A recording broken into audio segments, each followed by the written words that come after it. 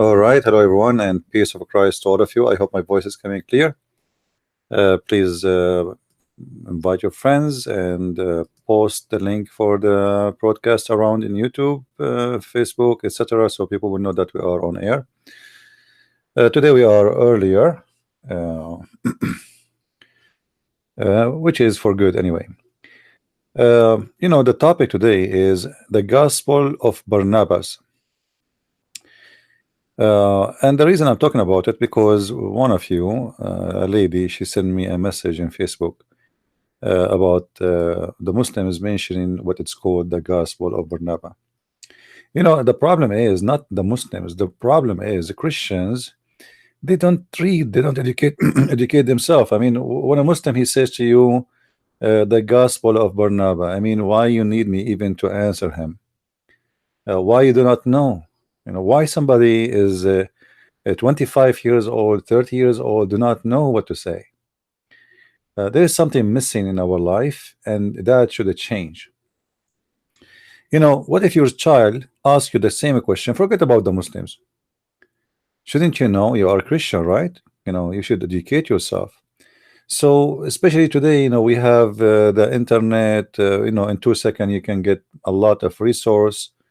It's not like old days. When I was a kid, I used to walk almost 40 minutes just to go to the library. And then when I go there, I'm not allowed even to enter because I was a kid. So I accompany someone, he's an adult, playing as if he is like my parents or something like that, as if I have an adult with me, so I can go inside the adult section and read some of the adult books. Education is the main problem everybody in the world suffering from, and that is including the Christians and the Muslims and the Hindus and the Buddhas and the atheists. And education is the problem. And obviously we have a very bad lack of education, and nobody want to learn, and nobody want to educate himself. And then somehow we are so lazy. I mean, let us give the question, like we learned today. I mean, if we want to do the laundry, we have the machine. I mean, we don't do laundry no more. We have the machine. We give the machine the laundry, and the machine just we hit the bomb, and we claim that we did laundry. The fact we did not do anything. We just put the clothes there. And the same for the cooking. The same for like we go and buy the bread. In old days, to make the bread, women she spent like 3 hours. To do the laundry, she spent more, especially if she have many kids.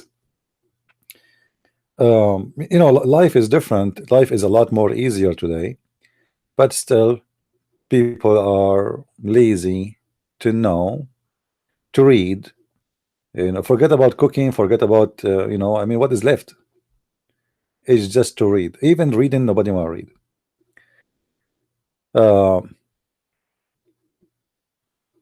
The Muslims always they mention to the Christians something is called the Gospel of Barnabas. If we go to Muslim websites, we will see how much the Muslims praise this book. And I ask myself, who is allow me to use the word donkey here. I hope there's no donkey are listening and he is going to sue me, because donkeys will be upset if I compare them to those Muslims. When you see a Muslim speaking about the Bible of Barnabas, then we need to ask him a very simple question. Do you agree with it? I mean, either you agree with it or you don't agree with it. If you don't agree with it, why you mention it to me? If you believe that this book is fake, is false. So the question for the Muslims, and I challenge every Muslim, Abdul is listening to me right now. All the potatoes in the world, we have 1.5 billion potato. Who of you approve this book? I want to see one of you have the courage to say me. If you don't approve it, why you mention it to us? Why you ask the Christians about it? Why you say it is the true book? So you say to the Christian it's a true book, but for you it's not a true book? Liars. You see, the followers of Muhammad are the same as satanic I don't know what to call them. You know, they are satanic because they try to put in your head an idea. There is a book. It's called the Gospel of Barnabas, but I don't believe in it. So why you are telling me about it? And why the Christian who speak to the Muslims, they mention to you this book, why you don't ask them the same question? Do you believe in it? If he say yes, then say to him, shut up. Show me why you believe in it. If he say no, then you tell him, so why you are stupid? Then why you are mentioning to me the book you don't believe in? You see, this book actually, if it is true, that means Islam is false. Because according to this book, and I will give you one answer to shut up any Muslim. According to this book, Isa is not the Messiah. And if this is true, it means Muhammad is a liar, Allah is a liar, the Quran is a book of liars, and Islam is a book of lies.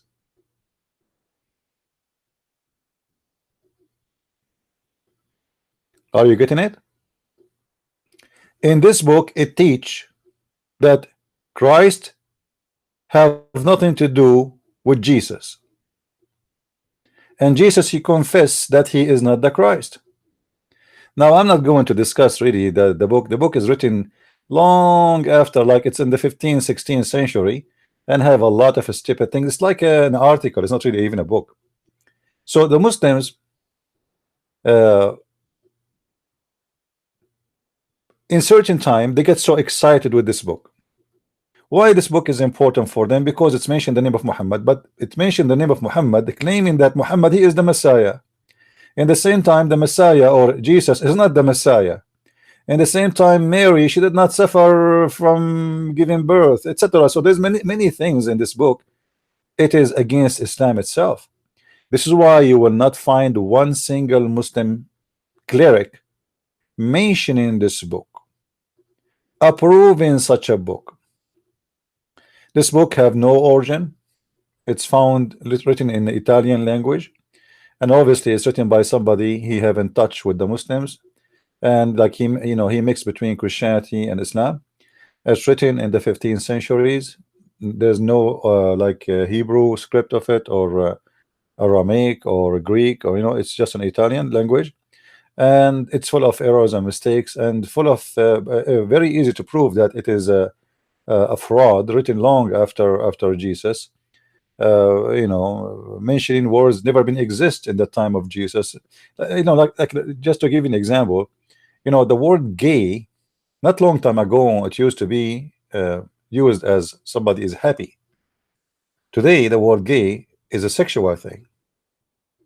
It's a description for a behavior of sexuality. So if you go and read a book written 300 years ago, and you see somebody saying that this person, he was a gay, then you will not understand that this person, he was a homosexual. You will understand that this person was so happy. So the language itself exposing the book, exposing the terms and the words and the details of this book, exposing everything. And the Muslims themselves, they refuse it. But in front of you, because you do not know, they mention this book. So if you read all this article here, the question for those who wrote this article, this idiot who wrote this article, do you accept this book? You yourself, do you accept it? Who is a Muslim? He have the courage to call me right now and say, I accept this book. Find me one Muslim, he dare to say, I accept this book. Not even one. So why do you mention it to the Christians? It's just to make you have a doubt about your belief. And look here, look at it says. This is also known that it is being circulated in the 1st, 2nd century after the birth of Jesus. This is a big fat lie. This book written in the 15th century. This is Muslims and their lies is amazing. The Muslim lies is beyond imagination. And if you read the whole article, then at the end of the day, are you saying, Muslims, are you approving this book? Is it part of Islam now? Is that the book of Allah? Abdus, who they are listening, is the book of Barnabas is the book of Allah, the one he sent to Isa? Is it? Cowards. They will not dare to say yes. But they like to play with you because they believe and they hope that you are ignorant, as many who claim to be Christians who have no idea how to answer. They never read books. So we play with their faith. We believe with their believe. We make them have a doubt about what they have. So we mention to them, we make a long article, but yet at the end of the day, we don't believe in this book anyway. You know. So all those article written about this book, not even, you will not find even a single Muslim agree that this book is an authentic, and we as Muslims believe in it. So this is number one topic I want to talk about it. You know, this book have a lot of errors. You can, there is many article written about it. You can go and read them. But to make it simple for you, this book confirm that supposedly Isa is not the Christ, and the Quran confirmed that Isa is the Christ. So one of them at least have to be wrong, either the book of Barnabas or the Quran, and you Muslims, you choose. So don't mention to us such a stupid thing. This is like a kid's talk. I remember a Muslim, he wrote a book that the Christians, they copy that Jesus is born of a virgin from the story of Buddha. Not to mention that Buddha, he had many many brothers and family, big family, and his mother, she wasn't a virgin. But I mean, the Muslims lies, it's amazing. But the Muslims, who they are quoting this guy speaking that the Christians, they copy Jesus' story from Buddha, which is a lie. Did they forget that the Quran, that's mean the Quran itself is copying from Buddha's story? Isn't it the Quran says that Jesus is born of a virgin? I mean, who is the donkey here? Muslims, especially those who they are exist in the world today, who claim to be knowledgeable in Christianity, or they want to debate Christianity, they are officially certified donkeys, because the second they accuse our book with lies, they accuse their book with lies. They forgot that many of the stories exist in the book, our book. It's copied, almost paste in the Quran. So if you reject that Jesus is the son of a virgin, that means you rejected the Quran. If you claim that the Christian, they copied a story from somebody else about Jesus being born of a virgin, that means you just admitted that the Quran is a fraud. But as I said, there is many Muslims today who claim to be smart, but they are certified donkeys. At least they got certification. There's some donkeys have no certification. So the Muslims here in this case, they are being unique. Now I answer about this. I don't want to make the whole session today about the book of Barnabas. Even I made the title of the video about it. One of you, he asked me a question about Al-Fatiha. Al-Fatiha. Al-Fatiha, it's a verse in the Quran. We mention it, and I mentioned before that this is cannot be claimed, or to be claimed that it's coming from Allah. It was a prayer Muhammad trying to copy the Christians. The person who sent me the email in Facebook, he said to me, it is normal that somebody speak as a third person sometime. Okay, let us see if this is normal or not. Chapter Al-Fatiha is written today in the Quran today, because the Muslims, they played with their book, as they admit that it was not the first chapter Muhammad he received, but it was something written as number 5, as I believe. So it's number 5, but the Muslim, they changed the location of the chapter, and they put it in the beginning of the Quran. If you read this chapter 1, verse number 1 to 7, you will see it says the following. In the name of Allah, most gracious, most merciful. The person who said to me, isn't it normal that somebody sometimes speak as a third person? My friend, if you are God, you don't speak in the name of a second person saying in the name of God. I am God. What second person? What third person? If this is the person who is talking there is God himself, how he know, how for God's sake you say in the name of God? Aren't you the God? And then why this God, he keep repeating stupid things? I mean, here we go, the most gracious, most merciful. Here they change the translation, but it's the same word. The most merciful. Why? I mean, why he is saying again most gracious, most merciful? Didn't you say it already here? You know what I'm talking about? In the Bible it says clearly that don't repeat the words. Don't be like the pagans who repeat the words. Pagans, they always repeat the words. They keep saying the same thing over and over and over because they are empty and they have nothing to say. So if this is God and he said now that Allah is the most gracious, the most merciful, then Allah, he says most gracious, most merciful, just one line after. Why? Any Muslim can give me a reason? Are you out of words to say?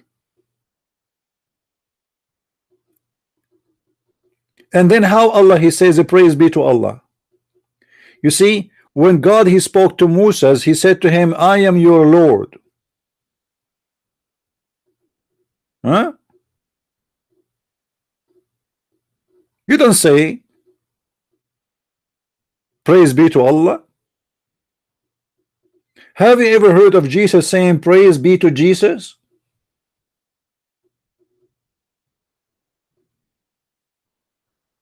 That would be weird.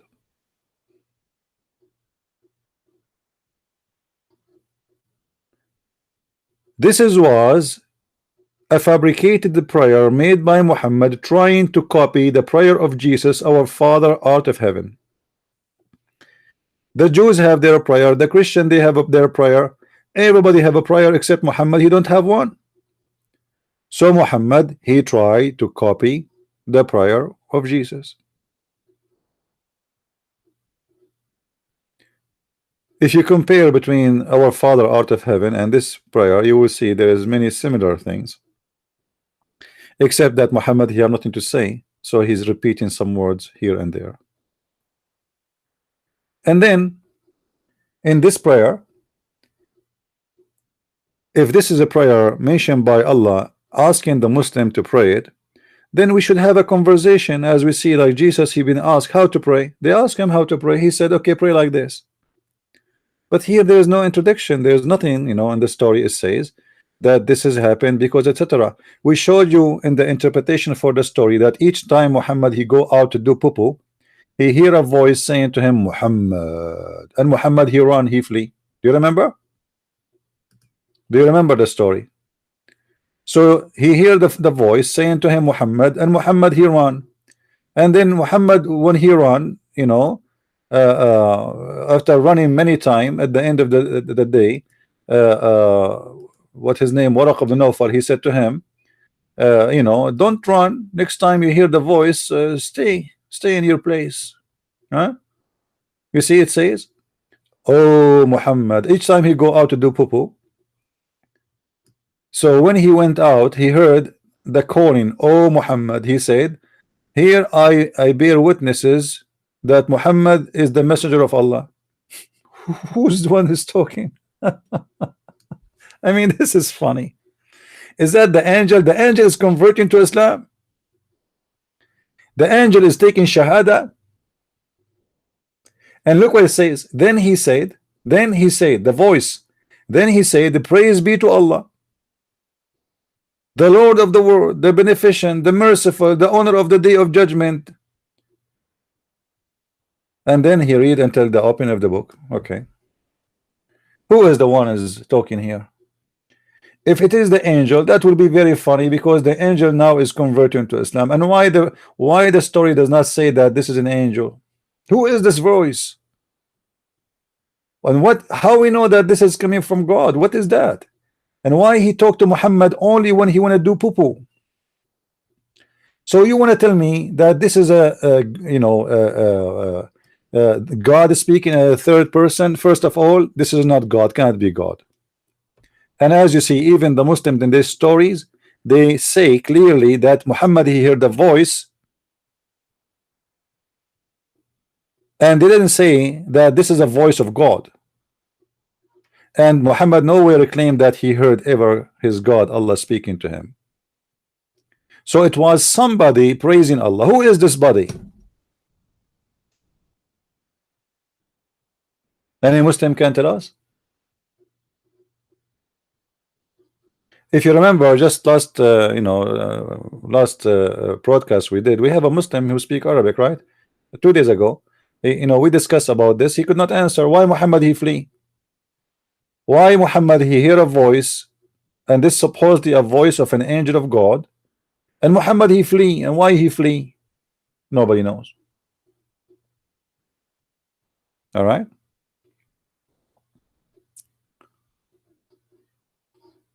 So look what Ibn Abbas he said.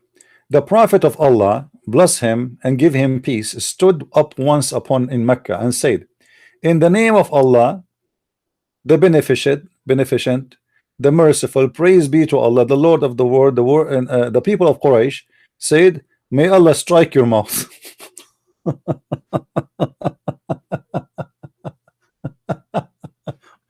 You see, the Muslims, the funny about Muslims, they say to us that the Arab at that time, when they hear the Quran, they go crazy with it, like wow. I mean, do you see how much crazy they are going with it? They said to him, shut up your mouth, you idiot. Nobody was impressed by the Quran. Do you see it? Abdul, do you see it? The Arab, they were not impressed by the Quran. They were asking Muhammad to shut up. And this is written in your books, not in my book. May Allah strike your mouth. In other words, shut up. Put something in it. Put your shoes there. And I'm not the one is reporting this. So the whole story does not make sense. Same time, what the benefit of this prayer? I mean, this prayer, you see, if it is coming from Allah teaching the Muslims how to pray, then we should find that there is something wrong in it, because always in the Quran, when Allah he says to Muhammad, say, that is say, that makes sense. Here there is no say. You can go right now, search in English. You do not need to search in Arabic. All right, I will switch to English in front of you. Type there say. Say. Okay, let us search for exact word, and let us change to English. Say. Do you see? The Quran, when it's about saying to Muhammad, say, the word repeat there, it says say. Say. Say. All right. They say, or saying to Muhammad, say, etc. So when people ask you a question, say to them. So the Quran mentioned this kind of dialogue of Allah supposedly speaking to Muhammad, but not directly, supposedly through the angel, saying to him, say. All right.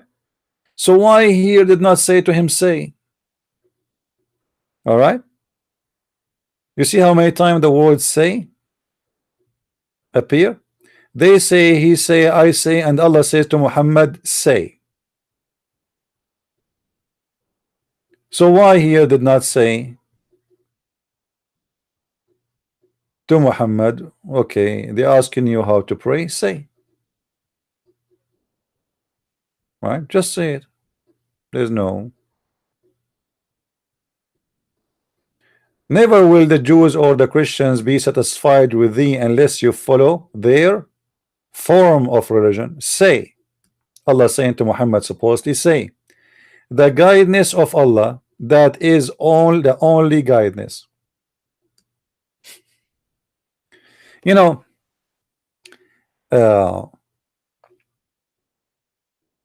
we can make a special broadcast about Muhammad trying to copy from the gospel, and how many times he copied, because there is endless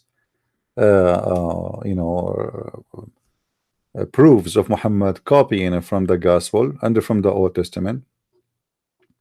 And we can mention tons of verses, but here you see that Muhammad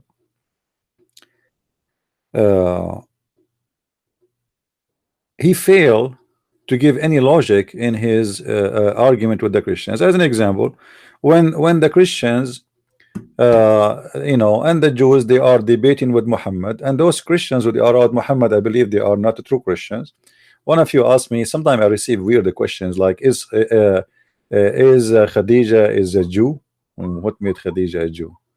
And she was a, you know, Khadija, she was an Arab, and she is not a Christian as some you know, sometimes I use the word a Christian because this is what the Muslims they use, and they think the word Nasara is a Christian. Khadija was Nasara, Waraqa was Nasara, and the Nasara are not the Christians. They are, you know, they are fake cult, the same as Jehovah's Witnesses today. Just to show you the stupid logic of Muhammad, and supposedly this logic is coming from his God.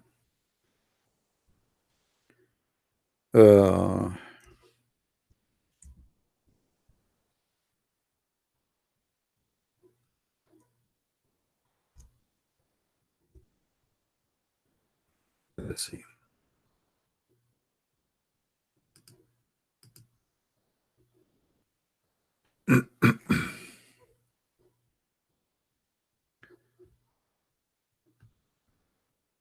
The logic of Muhammad is very funny.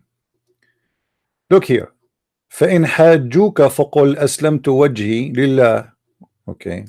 And if they debate you, say I submit or say sorry, I surrender my face to Allah.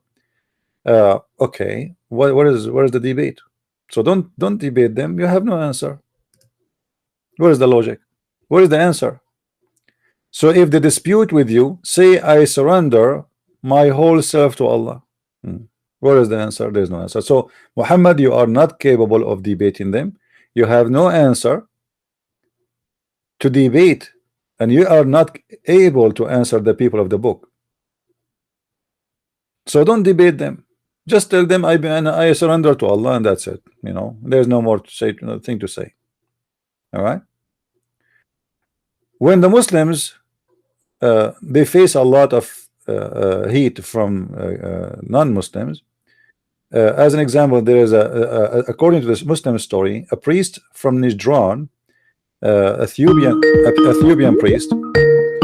Hold on, please. Don't call me now. Don't call me. Let me finish this. When a priest from Najran, they came, or a bishops, they came to Muhammad to debate him, according to chapter 3, verse number 61. Muhammad, instead of, they ask him, what do you say of Isa? Isa, you speak about Isa, this guy Isa. Who is Isa? What do you say about Isa? Muhammad, he have no answer. A simple question, who is Isa? He could not answer. You can go and read the interpretation. So they said to him, what do you say of Isa? Who is Isa? Muhammad, he said, I don't know what to say to you. And then he said to them, suddenly he got information from Allah. Instead of giving answer, look what he said. If any of anyone dispute in this matter with thee, now after knowledge has been come to thee. What knowledge? They ask you a question you could not answer. Say, come, let us gather together, our sons and your sons, our women and your women, ourselves and yourself, and then let us what? Pray to invoke curse and of Allah and the one who lie. I mean, this is the most stupid answer ever I heard. What is the answer? We are going to have like a cursing sermon. What do you mean? Let us ask Allah to curse the one who's lying. Allah will curse us only if we ask him to curse us. Are you saying to me, Muslims, if I don't say to Allah, curse me if I am lying, he will not curse me anyway? This is the most stupid argument ever. Because based on this, only if we ask Allah, we invoke Allah to curse us for lying, he will curse us. But we can lie as much as we want. If you ask him, we don't curse us. That's stupid.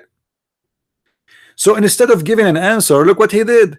He said, okay, bring your goats, I bring my goats, bring your wives, I bring my wife. What wives? Those are bishops. They have no wives. They are monks. What wives? What the children? They don't have a children.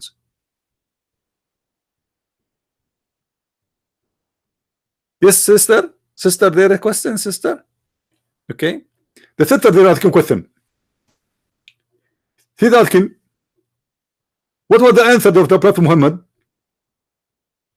when the Christian, there's a guy, his name is Christian Prince. He trained the Prophet Muhammad to debate him.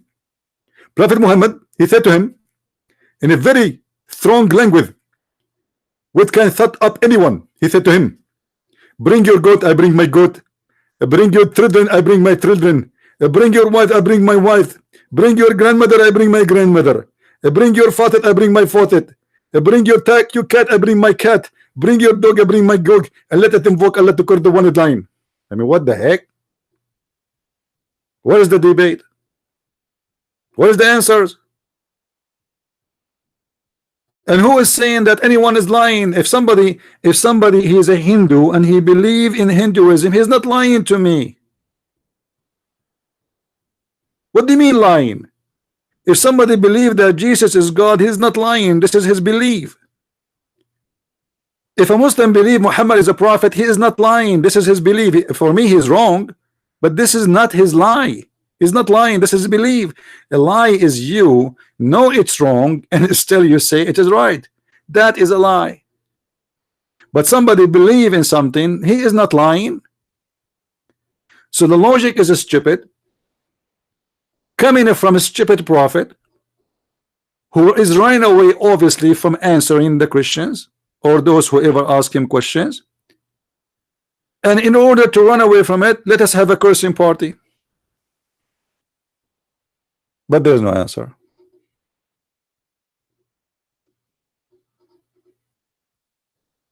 All right. So the Muslim always, he played dumb, you know, he played dead, like a, you know, like when you try, you know, like try to speak to him, he plays sleep. When you try to scream at him, he played deaf. When you try to make him read, he go blind. This is what the Muslims do. This is why I say to you, when you debate a Muslim, don't debate him the same as you debate somebody is an atheist or somebody is a Buddha or Hindu. Muslims, they play satanic game. Sadly, this is how they are. We have followers of religion says you can lie, you can deceive, you can claim to be something not you. A Muslim, you believe it or not, is allowed even to wear a cross. I saw an article about a Muslim who used to go to church so he can, maybe he can make some girls, Christian girls, love him, or one, like one girl, and then he will convert her to Islam. So this guy, he went to the church and he claimed to be Christian and he wear a cross for almost 6 months, and then a poor Christian girl, she believed that he's a Christian, so he made her fall in love with him, etc. And now it's time to get married, and then he said to her, you have to convert to Islam. He told her, I was a Christian, but I left Islam. But the guy, he never been a Christian for a day. This is how it's written in the story. So he played the girl to make her love him, and supposedly this is jihad for Allah. He is making a Christian girl leaving Christianity, converting to Islam for the sake of an idiot. And there's many, they fall into this trap. They go, they speak to a Muslim, they fall in love with this Muslim, and then the Muslim suddenly, in the beginning, he is easy on you, he don't care really if you are a Christian or not. 6 months after, he says to you, I cannot really stay with a Christian girl, you have to wear hijab, you have to convert to Islam, and now you have no choice. You know, soon you are getting baby from him, you know, you are his wife, and what you will do, you know, you became a Muslim, you follow the devil. There's many people, they fall into this trap. You see, when the Bible says Christians are the same as sheep between wolves, that's absolutely true. But sheep is not the choice, which is God, he made you cheap, so the wolf will eat you. The sheep we are talking about is you being pure. But sadly, there's many Christians today, they are the same as the sheep literally, because they don't read, they don't educate yourself, and they became a very easy target for the devil. And anyone can take a bite of you. You know, in the Quran, just to make you understand the mentality of the Muslims, Christians are very well known that they are very nice, loving people. The Quran described them in such a way, but the Quran described it as a curse. Believe it? Allah curse us by making us nice. Chapter 3, verse 112. It was a curse.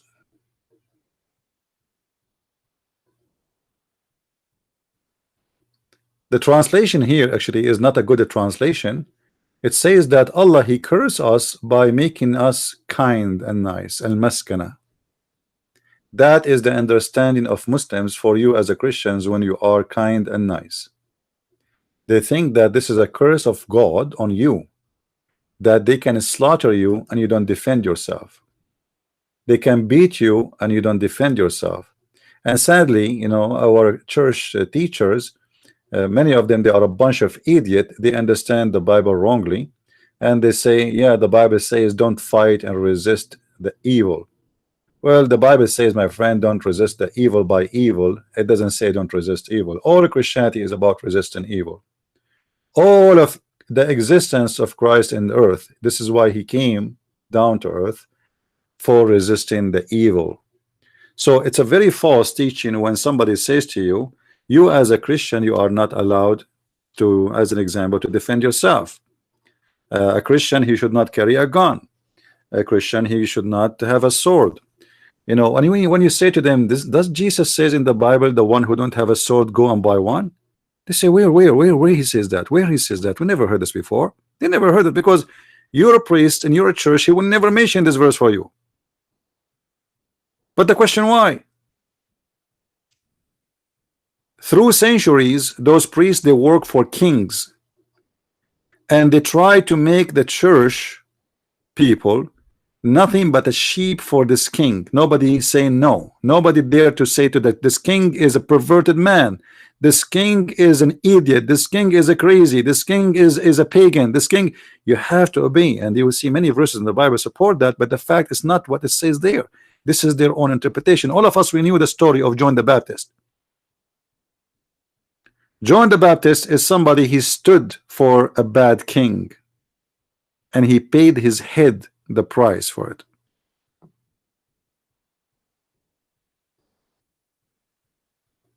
But they will not mention the story of John the Baptist too much for you, because many of the priests for many centuries, they used to be used as tools for kings to rule. If you disobey the king, you disobey God. If you disobey this prince or this king, you know, you are not a good Christian. The church will, you know, it's the same as Islam today. You know, the Islam is just a fake copy of fake priest. The Bible, all of it, is about fighting the evil. It doesn't matter who. If the evil person is your father, you go against him. This is why the Bible says that the parents will go against their kids. Why? Because one of them is following the truth. As simple as that.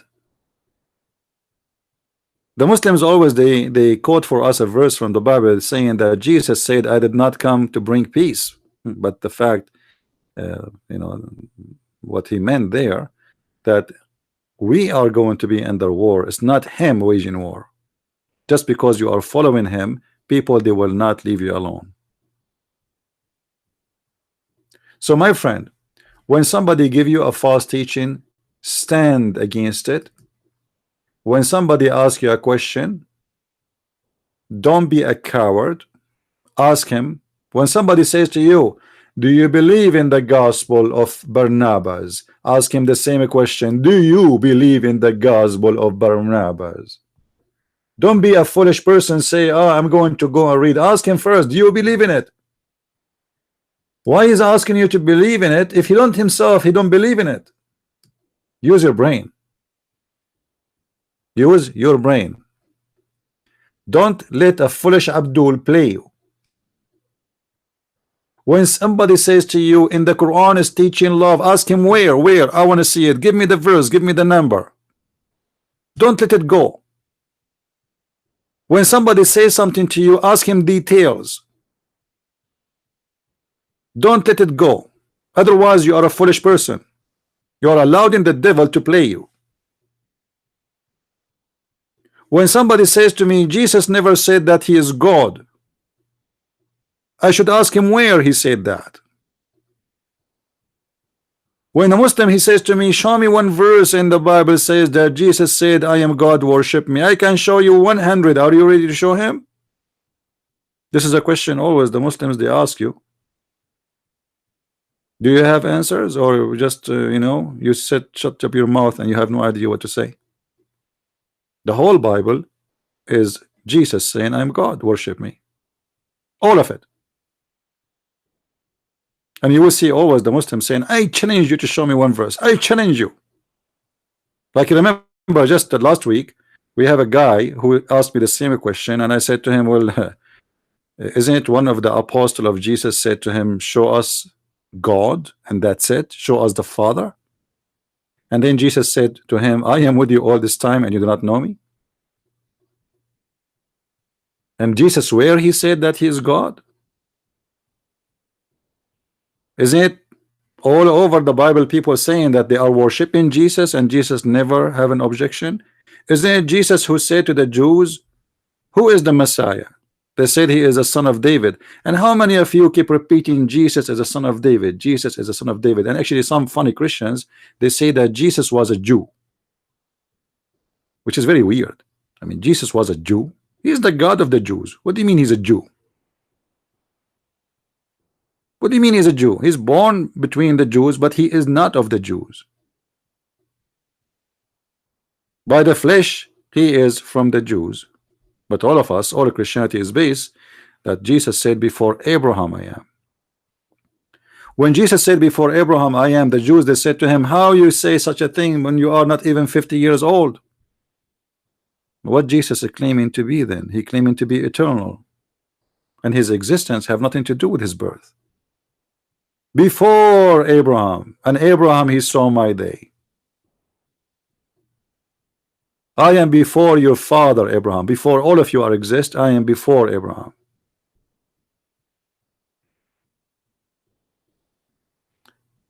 So when a Muslim he tried to ask you questions, you put you in your head. The Muslims, the questions is not to learn. The questions is made just to make you confused. And if you are a foolish person who do not know what he believe in, who never grab the Bible or read it, who never educate himself, then the devil he can play with you. This book is called the Book of Barnabas. Muslims themselves do not believe in it, and this book claims that Jesus is not the Messiah. So you shut up any Muslim and you say to him, are you agreeing that Jesus is not the Messiah? If he say yes, tell him right away that means the Quran is a book of lies. Because the Quran says that Isa, the son of Mary, is the Christ. Which one of them is telling the truth? And you do not need to prove the rest, you know, because it's just one sentence is proving everything in the Quran to be false. So either the book of Barnabas is a true book for the Muslims or the Quran. Choose one, Muslim. Which one?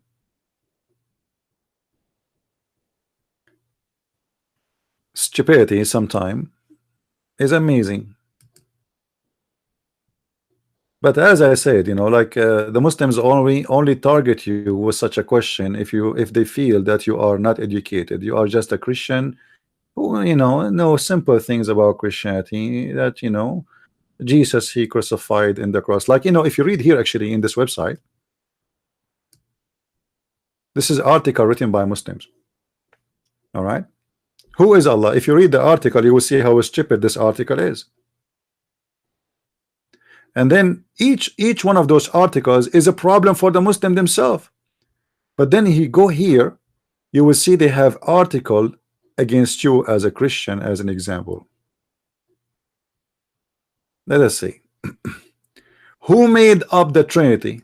Okay, the Muslims, all of us, we knew that they are against the Trinity, but Islam is based on the Trinity. All of Islam is about the Trinity. If we go right now from the first verse in the Quran, The first verse in the Quran, not the second verse, not the third, you know, just from the beginning. Let us go there.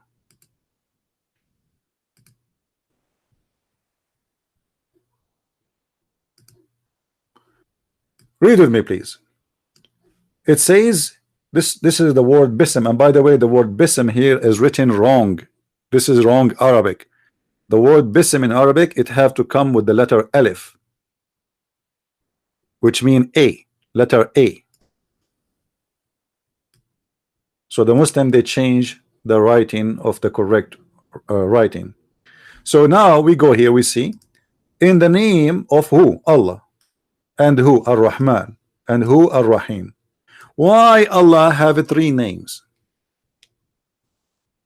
You see, the Muslim, they say to you, we are against the Trinity. Okay, isn't it enough to say in the name of Allah? Why Allah meaning or names will not be perfect or perfected unless they are 3?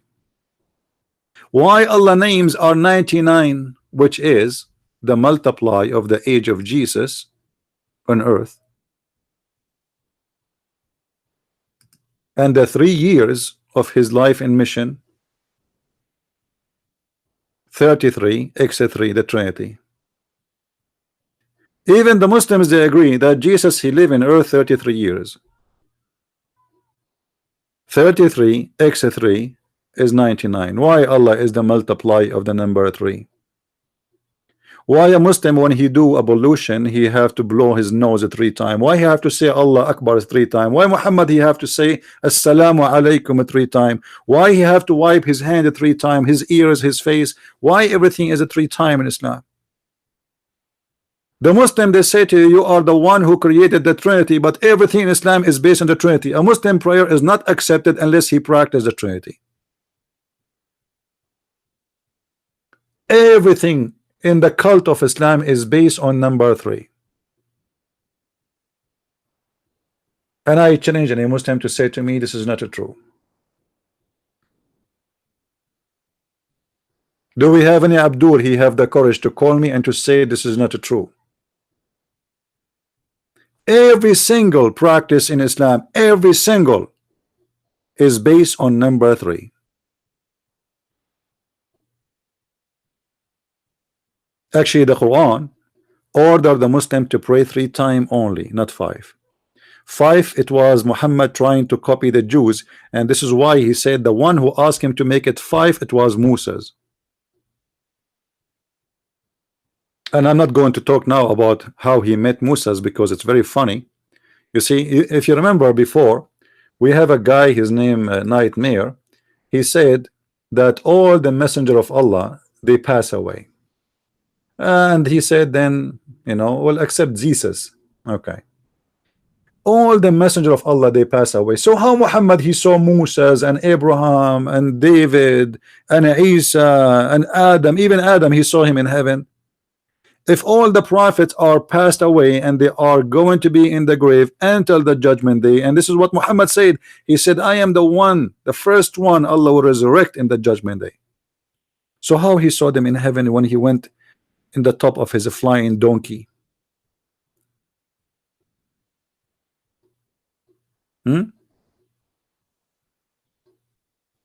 So when a Muslim, he made an article speaking about who created the Trinity, we should ask you the question, Muslims, if you have nothing to do with the Trinity, how come everything in Islam is based on the Trinity?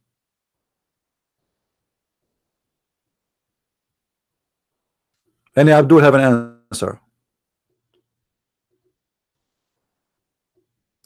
What is the connection of the Trinity of Islam and the Trinity of Christianity? What do you have to do with the Trinity, you Muslims? Why your religion is not exist without the Trinity?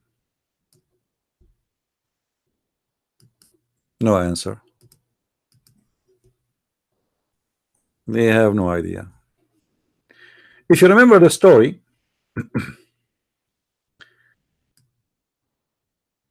actually, let me show you this verse here before we go to the story. It says here, لَقَدْ كَفَرَ الَّذِينَ قَالُوا إِنَّ اللَّهَ ثَالِثُ ثَلَاثَةٍ. Those who say that Allah is the third of 3, they are kuffar. You know, Okay, but look, we have a caller. How are you, Dan Nightmare? Hello. Hello. Oh, Yes, Nightmare. How are you? you're a liar. I never said all messengers passed away. You're the one who say all. You're So so fucking a liar. You're lying. So you did not say all messengers lie. You're the one who say that, not Okay, me. okay, okay. Hold on. No. That's what we have in All the right, video. no. I said, you idiot. I said that you said all the messengers they pass away except Jesus. You're the one who say that, not me. Not me. Okay, so you don't believe in that? You're the one who said. Okay. Tell me now. Tell me, what do you believe? And maybe I get you wrong. What do you believe? I believe what the verse says. What the verse says? What the verse says? What does that mean? The prophet before him passed away or preceded him. Okay, all of them or some of them? It doesn't say all. It just says. It doesn't matter. I want the meaning. Doesn't matter. No, it says all of them because it says the prophet before them they pass away, which means the prophets, all the prophets. Does it say all. Does it say one prophet or does it say the prophets? Doesn't say all. Does it say one? Does it say does it say the prophet or the prophets?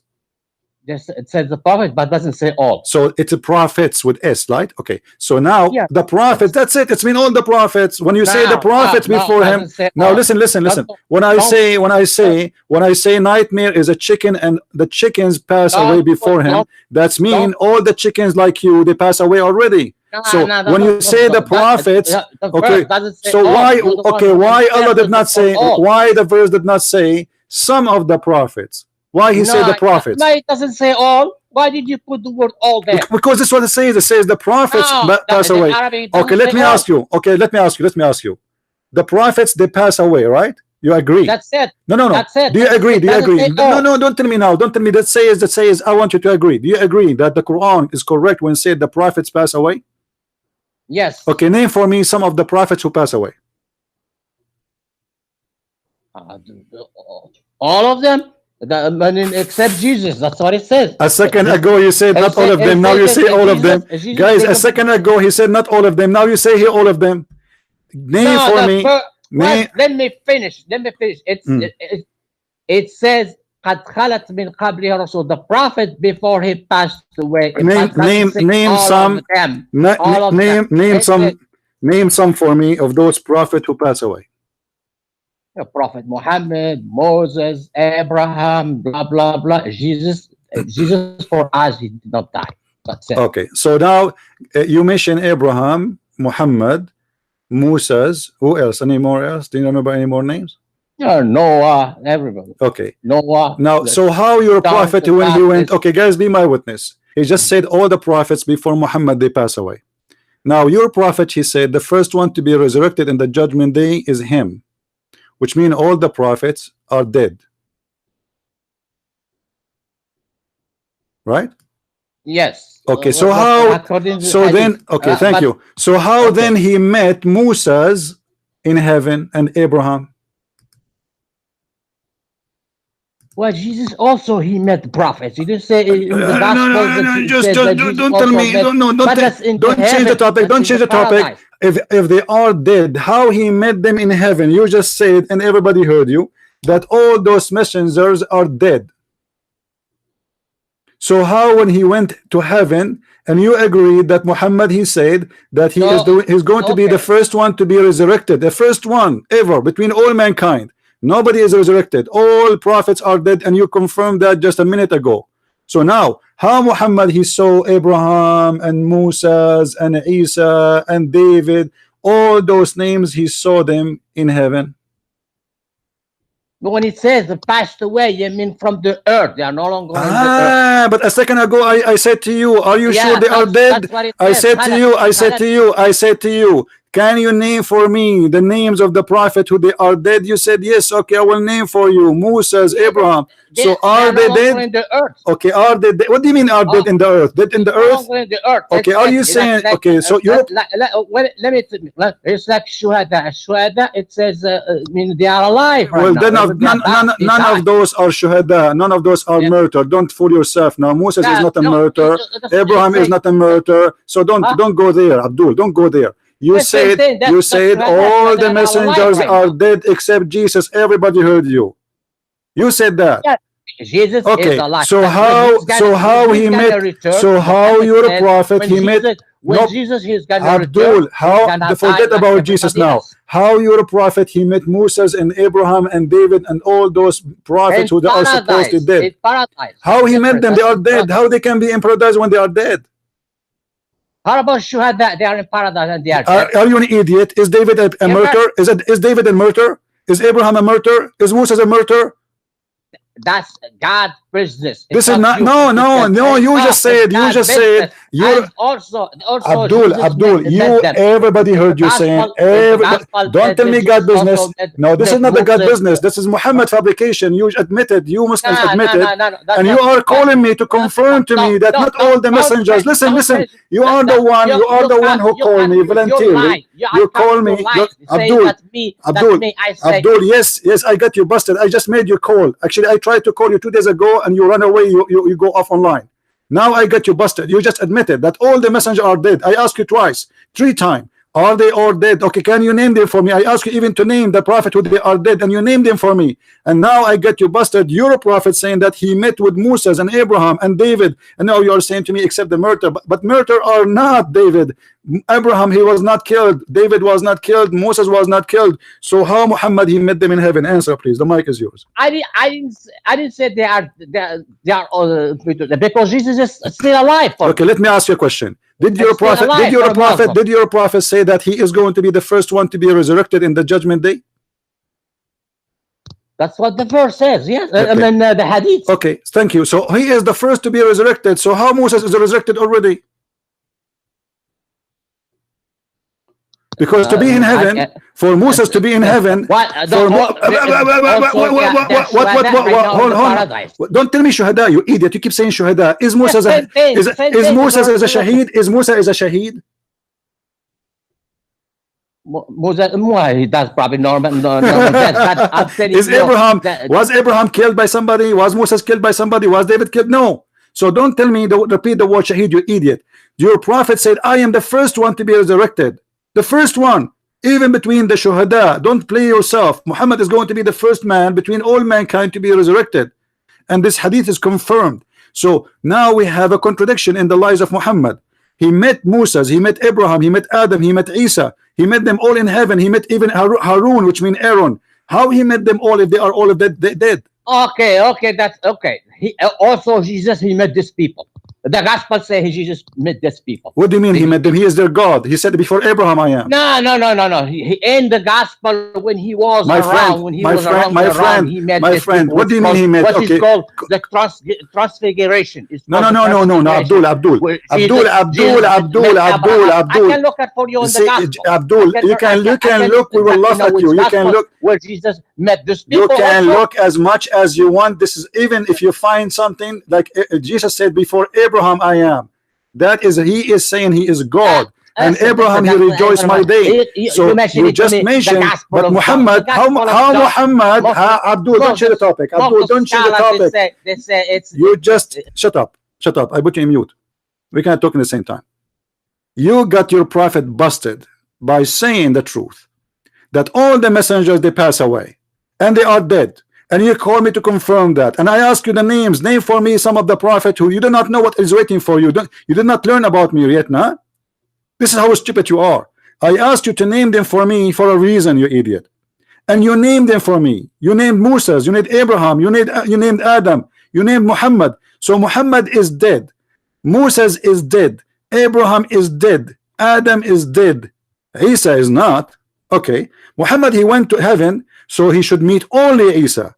How he met Moses and Abraham and Adam? Explain to us. The mic is yours. All in the verse.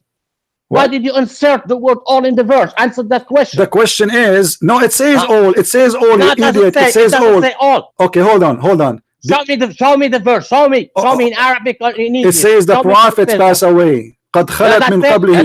قد خلت. Yes, all. It says all. قد خلت من قبله. There's not all there. Abdul, listen, stupid. You admitted that it says the prophets pass away before him. The prophets. Is the word the prophets mean all or some? The mic is yours. It doesn't say all. It says prophet. That's it. The prophets, not the prophets. The prophets. The prophet. It doesn't matter. But don't put it matter. It matter when you say when you say it. The prophets. It means all the prophets. If I say, for example, listen. Okay, listen.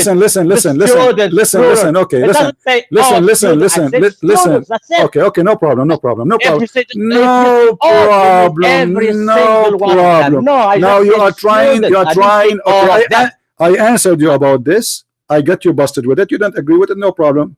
But now you are trying to get away from your prophet being busted, claiming that the prophets pass away, and you answer and you count the names for me of the prophet who they are dead.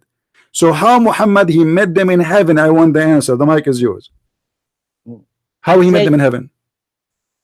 I say, what did you put? Insert all in the verse. It is. You see, you are going back there because you are ashamed of your lies and your prophet lies. Answer me this question. I did not insert. It says the prophets. That means all the prophets. No. The prophets. Anybody who know English, okay. He will tell If I say the mankind pass away, it's mean mankind. How many prophets we have? All of them. It says the prophets. It doesn't say a prophet. It didn't say some of the prophet. It says the prophets, and you admitted that this is the correct translation. So when the Quran says the prophets, it means there's no exception. The mic is yours. For us, Jesus is not dead. It doesn't matter. This is a mistake of your Quran. No, there's no mistake. You're the one who you admitted, and now let us go. Okay, we finish this. We will discuss it more. I answer. Everybody is laughing. People, they will laugh either at you or me. They're laughing at you. Now answer how your prophet met Moses if he is the first one to be resurrected. What Moses doing in heaven? The scholars, what the scholars are saying about this, they say that Allah resurrected for him. Where? Hold on, guys. Did you hear this? Hold on. You just said Allah, he resurrected the prophets just to meet Muhammad in heaven. Say that again, please. Slowly. They said, the scholars say that Allah, he resurrected those prophets just so they can meet Muhammad. Oh, stop. Guys, did you hear it? Allah, he resurrected those prophets just to meet Muhammad. Okay, are they dead now or they are alive still? The mic is yours. The transfiguration. Look at it in the Bible. No, I don't want. I want you to answer. Are they dead now? Are they? Listen, Abdul. Let us laugh. Stupid. Stop talking like a Britnet women in the delivery room. I will make everybody laugh at you, Abdul, and you are a great example for the joker here. You just admitted that God, he resurrected the prophets, took them to heaven just to meet Muhammad. The question now, are they dead again or they are still alive? The mic is yours. I don't know. When Jesus met, don't tell me I don't know. I will spank you. I want an answer. You said that they resurrected to meet Muhammad in heaven. Who is Muhammad to resurrect the whole world, prophet? Allah, he have 124,000 prophets. He resurrected them all to meet Muhammad. You mind? Also those prophets. What? Jesus also met this. You want me to find? It's called transfiguration. Abdul, stop jumping. Stop jumping to speak to Jesus. Jesus is the God of the prophets. He is before them. He met them in earth. That's what the gospel says. He met them. He met Abraham. Yes, he met them in earth. He met Abraham in earth because he came to Abraham. He came to him before the birth of Jesus. This is what the Bible says. Don't change the topic. Don't change the topic, Abdul.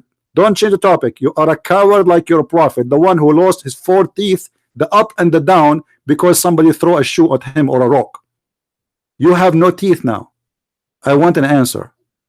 Why you just said that Allah resurrected all the prophets to heaven, make them alive, just to meet Muhammad? Why? Mike is yours. That's what the what you call the scholar are saying. Who is the scholar who said that? No, don't stop. Stop. I muted you. Don't talk. Who is the scholar he said that? Give me his name so we can laugh more, please. Yeah, what? You didn't know that because he had donkey. Who is the scholar he said that? We want to laugh. Give me his name. Yeah, but you have to give me time to look for it. Okay. I read it a long time ago. Okay, I will give you time. 5 minutes. Today is our best comedy day. Allah, he resurrected all the prophets just to meet Muhammad. I mean, do you see the Muslim? They say, this guy, he said to us, he said to me, you are trying to refute me about the hadith that we don't worship Muhammad, and he said that you are bringing to me a sheikh. He claimed that Muhammad is not a human. You brought to me a sheikh. He claimed that Muhammad is still alive. You brought to me a guy. He said that Muhammad is like God, but he just admitted that he is God. All the prophet, they are resurrected from their death just for one reason, to meet Muhammad. I mean, do you see what this God is about? He is there just to serve Muhammad. Muhammad is coming. We have to resurrect all the prophets, and we take them from their graves, and we put them together in bones and the flesh, and we bring them back to life, and we bring them to heaven just to say Assalamu alaikum Muhammad. Muhammad is coming. I mean, the whole world have to gather here. The prophets, all of them. Who is Muhammad? Why Adam, Abraham, Moses, David, 124,000 prophets according to Islam, they are gathered to meet Muhammad? Who is Muhammad? He just admitted that Islam is nothing but a worshipping of one man. His name is Muhammad. And because he got himself busted, for he just admitted, I asked him by name for me the prophets who they are dead. He said Moses, Muhammad, Abraham, Adam. Yeah, okay. So how Muhammad, he met them in heaven? Oh, the scholars, they said that Allah resurrect them. The scholar, they said, not your prophet. So you follow the scholars now?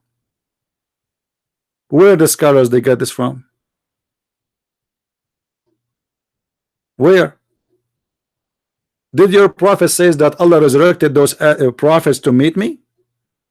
So now he said to me, a scholar, and now he is going to go and search for it so we can laugh more. I'm forcing him actually in purpose to go and find me who is the scholar, because there in that page he is going to read it from, we are going to find a lot of funny, stupid information about Islam.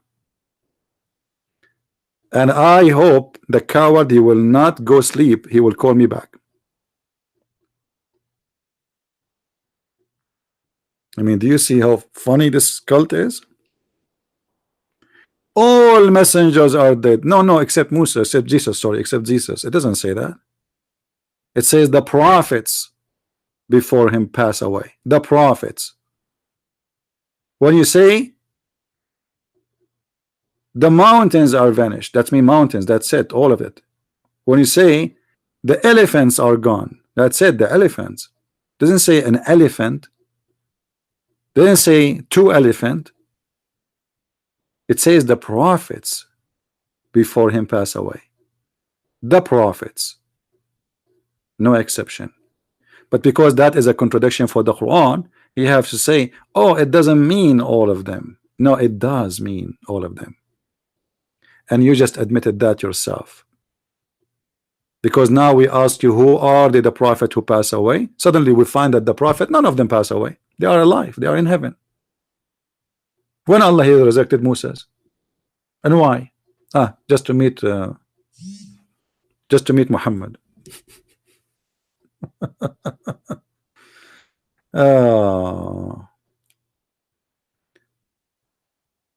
You know, people are laughing and enjoying this conversation. Do we have any Muslim would like to call until Mr. Nightmare he find his daddy scholar? The one who said that Allah resurrected all the prophet just to meet the prophet. Yes, Allah. Angel of death. Hello. Hello, brother. How Yes. are you? How are Hello, you? brother. How are you, Nafa? Go ahead. We hear you. I'm fine. Thank you for the information. I got a good lesson from your teaching. All right. I and since Jesus said He is the way, the life, and the truth, and He also say He is the life and the resurrection. He can resurrect anybody at any time. The Bible never mentioned that who's going to be resurrected first, because He was among the dead body, Christ was the first. But based on since he is God, he can resurrect anybody at any time to refute this nightmare. But I want to ask you a question that do you know? I hope you know them. There were four teachers. One of it, Abdullah ibn Ka'b. He had a Quran, but the Fatiha and Surah Falaq and An-Nas were not included. Can you give us an explanation on this? Yeah, well, you know, the Quran. This is why Uthman himself. You see, the Muslims, they say that Uthman he took Quran of Abu Bakr and Quran of Hafsa, whatever, blah blah blah, and the Quran of Fatima and blah blah blah, and he burned them supposedly, and he like he unified the Quran. But the fact that those Quran are different. However, for me, I don't really waste my time trying to prove the corrupt to be to be corrupt again. It's corrupt from the beginning. Let us say that we have the original copy of Muhammad. Let us say, for the sake of argument, still it's a corrupt, stupid book. I do not need really to make a long statement to confirm that this is a false book. There's no way that God he will say that the sun set in a murky water. There's no way that God he will say that the sperm of a man coming from the backbone. So you know, I don't waste my time speaking about Uthman and the corruption of Uthman. But however, there's tons of books speaking about verses are missing, changed, etc. As an example, the hadith itself, it says that Aisha, she said, during the death of Muhammad, when he died, a goat get inside his room and she ate the Quran. Now we do not know how many pages of the Quran she got, but the hadith mentioned that there is at least three stories in the Quran are gone. One about the stoning to death, one about the 10-time breastfeeding for adult, and one about the 5-time breastfeeding for adult, because we cannot find those three. They are mentioned in the hadith, but we cannot find them in the Quran. So the story of the Quran being preserved is a very funny. I mean, it's and it's actually very stupid for the Muslims. That it was confusing me too. Yes, as you said, I was really confused because when the Sheikh told me that Abdullah ibn Ka'b used to recite different Quran. It was not included Surah Al-Fatiha, Surah Al-Falaq, and Surah Al-Nas. It was not included in his Quran. When the Sheikh told me that, I was shocked for the first time, and I went to the other scholar. And as you probably know, that there are Warshi Quran, Duri Quran, and the Hafs Quran is currently, which most people use it in the Hafs Quran. Actually, I want to ask you another question. I want you to explain to us and explain to the people who attend your live video. Can you tell us the difference between a messenger and a prophet? This is what confuses me when I was a Muslim, because they used to say Ya Rasulullah, and then it said he was a prophet at the same time. And what is the difference between a messenger and a prophet in Islam? Well, in Islam, there's no. You see, in Islam is as a religion is a stupid religion. As an example, the Muslim, they believe that Adam was a messenger, but he was not. Hold on. They believe it was Adam. He was a prophet, but not a messenger. You know. And Noah, he was the first one as a prophet and messenger, I think. So the Muslims are very confused about prophet and messengers, which is very funny, because a prophet, a messenger, anyone can be a messenger. Like if I send you with message, you know, you became a messenger. The postman is a messenger. The postman who delivers letters for you is a messenger. But in order to be a messenger for God, you have to be a prophet.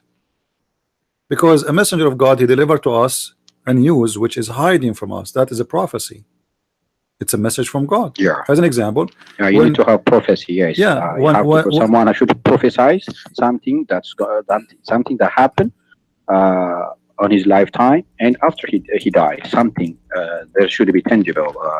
As you said, you're right here. I accept it. Yeah. So, but the Muslims, they think they have their own idea of what is messenger and what is a prophet, and because they have a funny understanding, they come with funny answers. I will show you on the screen. Let me see. Let us see here. Okay, here we go. If you see here, this is a Muslim website. It says the question was, I would like to know if Adam, peace be upon him, was a prophet, and if he was not, who was the first prophet? Basically, the origin of the history of Islam. All right. The answer of the scholar is Adam was the first of the prophets, as it says in the hadith narrated by Ibn Hibban, etc. And then it says that the prophet, which means Muhammad, was asked about Adam. Was he a prophet? He said yes. The prophet who Allah spoke. So Allah spoke to Adam, but he was not a messenger. Muhammad saying that. Muhammad said Adam was a prophet, but he was not a messenger, because the hadith about intercession, in which it says that the people go to Noah and says to him, you are the first messenger who Allah has sent to earth. So the Muslims, they have a very funny understanding of a prophet and messenger. They are very confused because of the answer of Muhammad, not because really it's confusing, but Muhammad is made a stupid statement. Muhammad is a prophet, Noah is a messenger. Now how Muhammad is a prophet and Noah is a messenger? It should be the opposite actually, because if Adam, he just spoke to the people saying to them, go around the Kaaba, as the story is mentioned, that you have to circle around the Kaaba 7 times and etc. This is not a prophecy. And there's no prophecy there. But according to Muhammad, is the opposite. Because Noah, remember, hold on. Something you should do beyond the scope of just like, let's say that let's see the other prophets in the Bible. I found them that they were doing miracles. They were healing the sick people. Even the Pharisees and the scribes, when I read Bible, I found out that they were not refuting him. But they were crucified. They were opposing him because he made himself God. Yeah, this was the basic reason. That's why he was crucified. Why the Son of God, literally in Jew terms, means he defines himself as God. That was the problem, right? And that was the major reason why these people took him to crucifixion. And the other is in the Quran or somewhere, just literally. When when someone gives you dawah, he will tell you that there were 125,000 prophets, 24,000 more than. Actually, it says more than.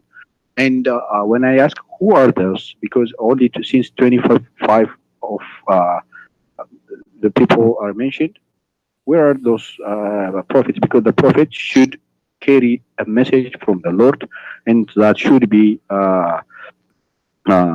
That should leave his own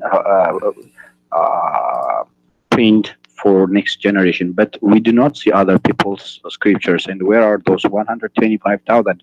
Did Allah send for Chinese people, for Korean people, or for others? Nowhere He sent it. And I was so confused. And I really thank you for your videos that actually everything becomes clearer for me, because since I got one confusion, that means everything is contradiction and confusion, because it helps us for the people, because you know what, it helps us. Someone he will go to a sheikh and he will tell him something, he will go to a website and there is Sheikh Google and he will Google it, and when he found out that it's wrong, he will go on another to find another sheikh, and it is all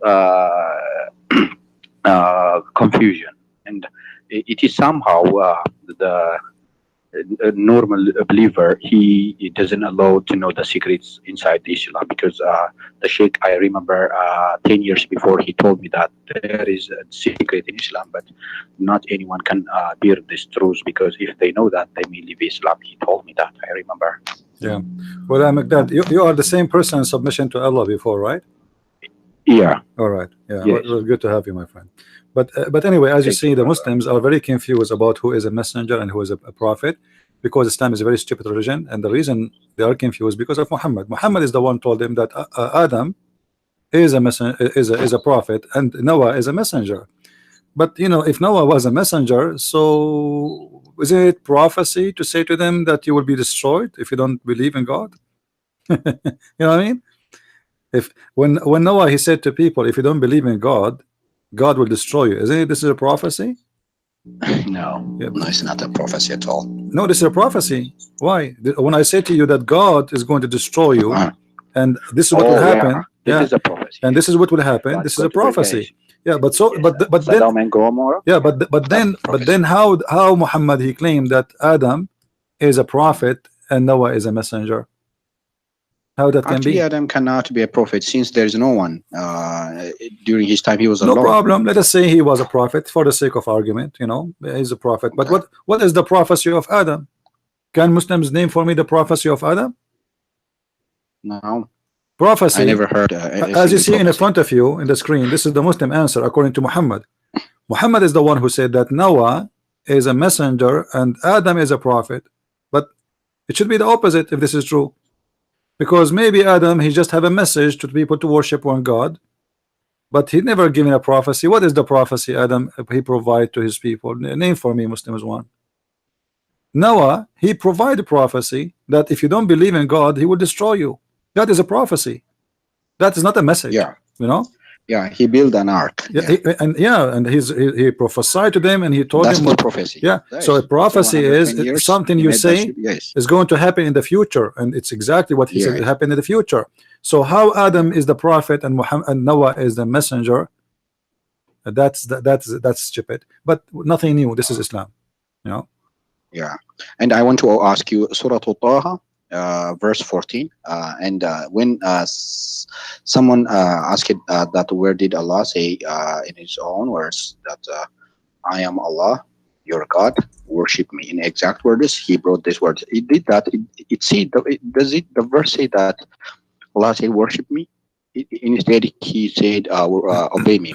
Surah Al-Taha, verse 14, I think.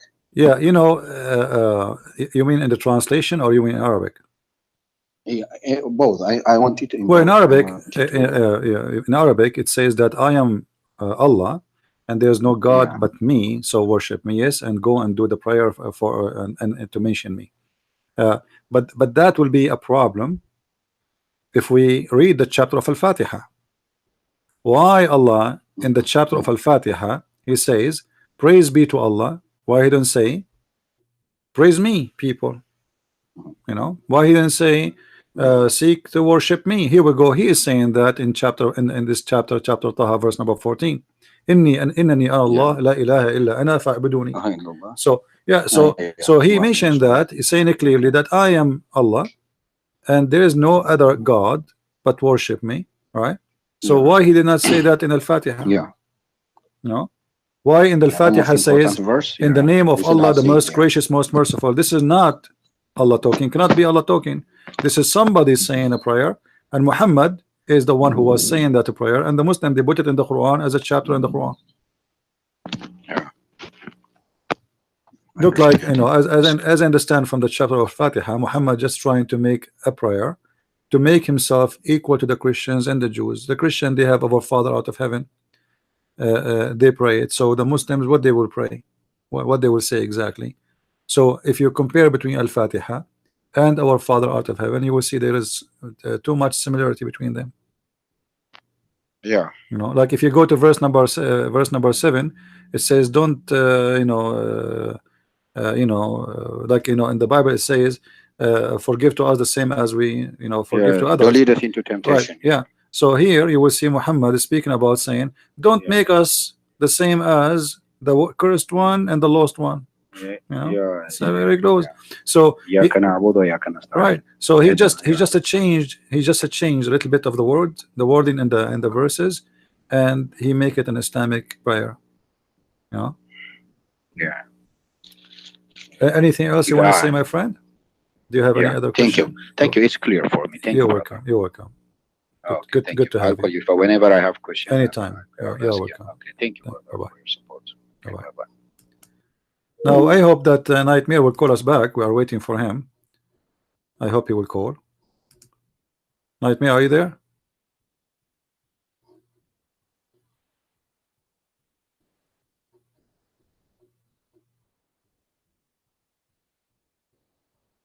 Somebody gave me this question.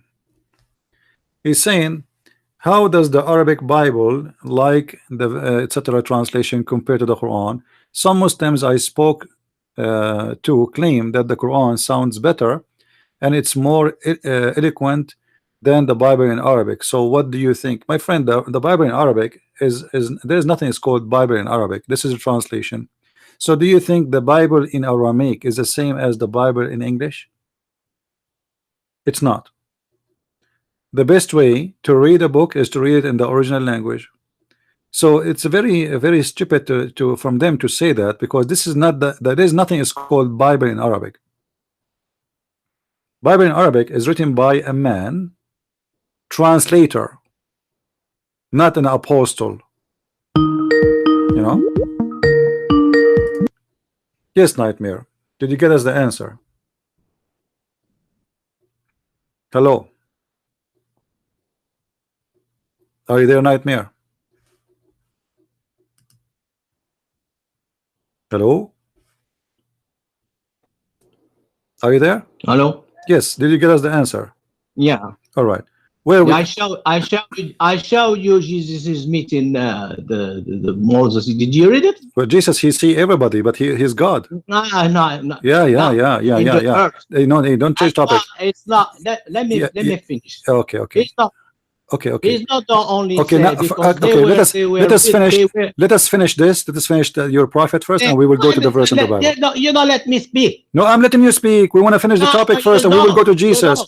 We want to get my interest. You see, I just answered you. Jesus, he see everybody before even his birth, for he is the God of those people. Now your prophet is dead, and your prophet, he said that prophets die, and you said Moses die, Abraham die, Adam die, and we asked you how he met them in heaven if they are dead, if he is the first one to be resurrected. So Allah, you said Allah, he resurrected them, he resurrected them, and he sent them to heaven to meet the prophet. I want to read the resource. I want to read the source. Give me the source. Did you finish? Give me the source so we can lie and I can laugh at it. Did you finish We speaking? don't want to laugh. We want to laugh, my friend. Give me. Yeah. Let me clear that for you. Okay. Give me the link. Can you give me the link? He met those. Hold on. Can you give me the link and you can talk as much? Give me the link you wanna give me so we can read together. Give me the link first. Go ahead. Where is the link? Jesus was. What is the link? What is the link? James. What is the link? I'm talking about Jesus. I can No. I want you to give me with a scholar who said that Allah, he resurrected all the prophets to meet Muhammad. I'm talking about. Let me explain to you about Jesus. Then no problem. Give me the link. I will listen to you when you are talking about Jesus, and I will read the link, the source. Which scholar he said that? Which interpretation? Do you want you to speak about Jesus? Finish about Jesus. You can speak. I want to read myself and my eyes and my heart. Can you stop me? I want to read what the source. Okay. Give me. Imam Ibn Qayyim. Ibn Qayyim. He said, هذه الرؤيا إنما هي لأرواحهم. He said this vision is for the spirit. Without their body. Guys, look at this. The prophet he saw, it was a vision. It was not true. هذه الرؤيا. No, it doesn't say the. What the word ru'ya mean? What the word ru'ya mean? What the word ru'ya mean? What was the ru'ya mean? What the word ru'ya mean? Ru'ya is to see. To see what? To see what and when? The word ru'ya is something you see in your dreams. This is the day. Okay, let me ask you. Let us make it clear. So are you saying that he did not see Moses for real? It was only a spirit of Moses. That's what الرؤيا إنما هي لأرواحهم دون أجسادهم. How he saw their faces then, if they are a spirit? This is what they are saying. This is his العالم والبرزخ. This is the I don't know how to call that in English. And where Ibn Taymiyyah he got this from? Where Ibn Taymiyyah he got this from? That he saw their spirit, not them. Where he got this from? Your prophet said that? This is an interpretation of. I don't care. I'm asking you. Okay, do you follow Muhammad? He did not say he saw a spirit of a prophet. He did not say that. So where did Ibn Taymiyyah he get this from? I'm asking you. You are reading the interpretation from me, right? How he come to this conclusion that this is a spirit? Where he get this from? Your prophet, as you see the story in front of me, it doesn't say he saw a spirit. He saw a guy. He asked the angel, who is this? He said, this is Moses. Who is this? This is Harun. Who is this? What the scholars are saying, they are saying this. You're talking about another universe, another dimension. It doesn't matter. Doesn't matter. Then you're a prophet. No, Did your prophet say? No, Listen, Abdul. Cool. Don't talk. I muted you. Your prophet never said, I saw the spirit of Moses. The question is, how you Muslims fabricate the words of your prophet and you change the story to be about seeing a spirit. The mic is yours. Talk. Okay. How this happened? What the scholar are saying, he said Hayatul Barzakh. Don't tell me, you know, I'm asking you, did your prophet says that? This is what the scholar say. They say Doesn't the matter. life in the earth. Do you believe the scholar? Do you believe physical life in okay, the earth? other scholars on the life in the okay, nightmare. That's different. Nightmare. Your Ibn Taymiyyah, he said Allah have hands, Allah have foot, Allah have legs, Allah have a chair, Allah he sit in the chair, etc. Now, do you believe in that? No, the words. He was talking about metaphorically. No, not metaphorical. No, not metaphorical. No, but don't go there. I can show you right now. Make you read it, and we will laugh. If God has, let's assume Isa has got the hand, feet. Does it look like our hand? It doesn't look. Okay, so you agree with him that Allah have hands. All right. So now, okay. So Allah in the Quran, He said clearly. Listen. Okay. So you admitted that Allah have hands, not like our hand. But this is not our topic. I'm just asking about Ibn Taymiyyah. Ibn Taymiyyah is the one you mentioned, that he is the one who come with this interpretation. Is other scholars agree with him, or only him believe that those are spirit, not physical being? Moses, physical being Harun, physical being Adam. Are they? And that's why what I read to you is Ibn Qayyim. Okay, is he only believe in that, or other scholars believe in that too? Well, I just saw Ibn Qayyim when he said, the other scholars. No problem. I will give you time. I will give you time. I have to. I will give you time. Okay. Agree with him or not? If somebody says that this is a kufr to believe in this, what you will say? You believe in Ibn Taymiyyah? No, or you believe in other I'm not scholar to decide which is then according to Ibn Taymiyyah. Business. Okay, according to Ibn Taymiyyah, how he was able to know that those are spirit? Based on what? You have to ask him. Well, I don't know. He's a scholar. No. I'm asking you. My friend. You are the one who's teaching me now. I'm learning from you. Well, the problem is what I have with you is like if you are surprised. Abdul. No, I am not surprised. I'm not surprised. I am making you getting your prophet busted. You just said that he did not say. Okay, hold on. Let me mute you. You are the one who said that they are resurrected. It is you. Then you changed your words and you came back to me saying it was their spirit. That's mean nothing is resurrected. You lied to me. Why 5 minutes ago you insisted that Allah resurrected all the messengers to meet Muhammad, and you said Ibn Taymiyyah said that? I gave you 5 minutes after spanking to go and search, and came back, and you came back with different story saying those are a spirit. They are not resurrected. The mic is yours. Same thing. Okay. Answer. Are they resurrected or not? Are you going to let me show you? Do you have the same? Are they resurrected or not? Huh? Are they resurrected or not? Some scholars they say yes. Some scholars they say. Which one is the correct? Which one which one you go with? Don't tell me some scholars. We know Muslims they don't agree about anything. I don't know. It doesn't matter. Then shut up, you idiot. What do you mean you do not know? What do you mean you do not know? Who of you Muslims know?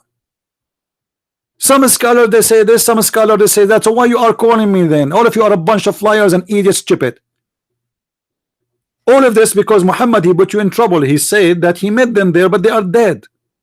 And now in order to cover the lie of Muhammad, you say, oh, he resurrected them. And then you cover the lie with other lie. You say, no, it was their spirit.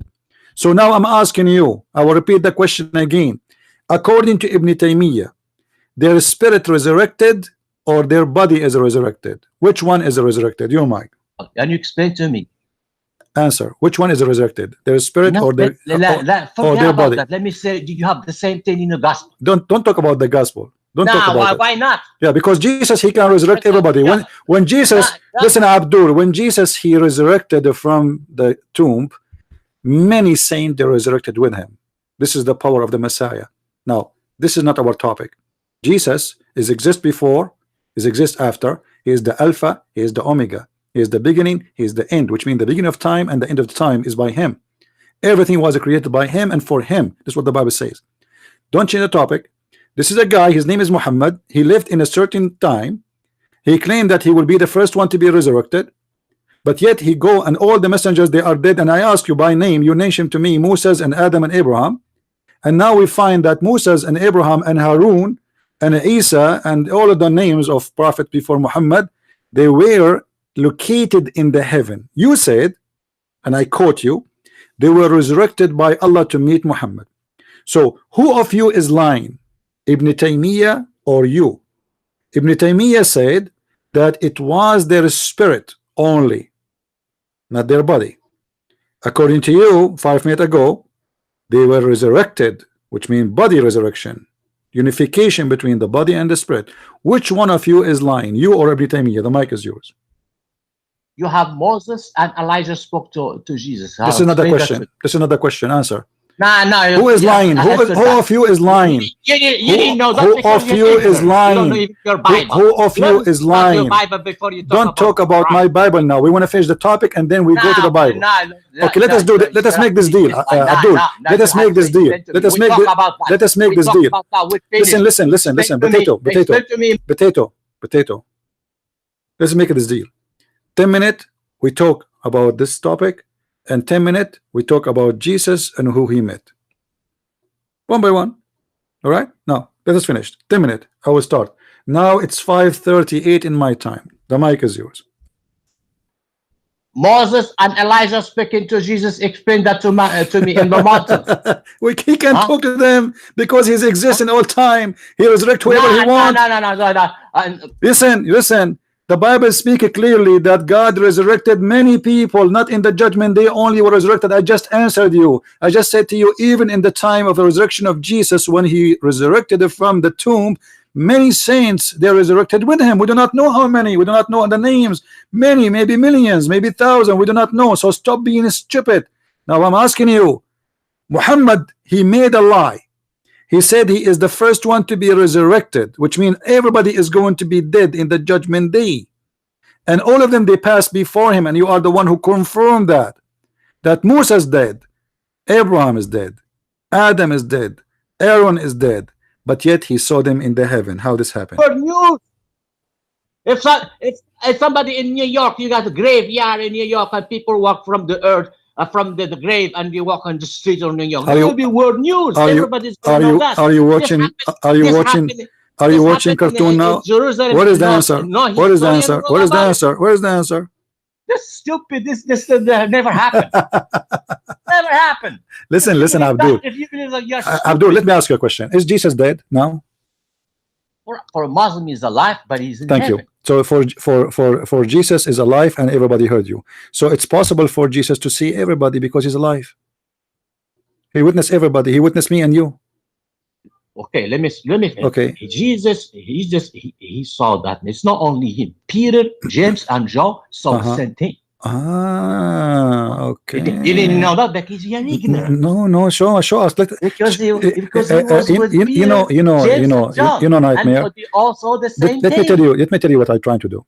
You are ashamed of the stupid lies of your prophet, so you are trying to change the topic. You're not qualified to understand Islamic sources. No, because you didn't finish elementary school. I am not. No, for sure. Somebody who doesn't know. Do your prophet finish elementary school? No, you did not. Did he? No, he did not. So how you are saying you will not follow unless somebody he finished elementary school, but you follow someone he say, but you follow someone he say the sun set in the murky water, and he lie. He's saying you're not qualified to understand that verb. You know that verse you cannot qualify. Why? Because are you qualified? You don't even know the difference between that and verb. Are you qualified? First, are you learn qualified? the difference between Are you noun and verb. qualified? Are you Then qualified? Then you can interpret that. Listen, verse. listen. I just asked you about how Muhammad he saw those messengers. You said before Allah resurrect them to meet them. Then you changed your mind after 5 I minutes. didn't change. I didn't change my mind. Yes. So what happened? Did Right he resurrect now, them or let me not? change my mind. Okay. Did he I got resurrect? some scholars saying that, and some scholars are saying this. Okay. So which one of the scholars he qualified for you? Which one is the qualified scholar? He can give you the meaning of this verse. No, I don't have a qualified scholar. So why? So are you saying to me you are confused? Are you saying to me you are a confused Muslim? Are you saying? Are you saying? Hold on. Let me mute you. You talk too much. Are you saying that none of the scholars are qualified at the end of the day? So why you call them scholars? Because you just said I don't follow any scholar, you know, but they are calling them scholar. So which one of them is the correct? You do not know. So what is the reason for you to be confused as a Muslim? Yet you have many scholars, have many opinion. Why you cannot get the answer from them? The mic is yours. Well, I got the answer from who? I got scholars saying this. I got scholars saying that. That's it. Why you cannot get the correct answer? Why they have many? Why they are contradicting each other? Why the contradiction? What is the reason of the contradiction? What is the reason of the contradiction? Why they are different? There's no contradiction. This the interpretation. They are different. Correct. It's the scholar interpreted now this way. Let us go back. Let us go back to zero. Let us go back to zero. Let's go back to zero. Let us go back to zero. Your prophet, as you see in the front of you, he said he met Jesus. He did not say I met the soul of Jesus.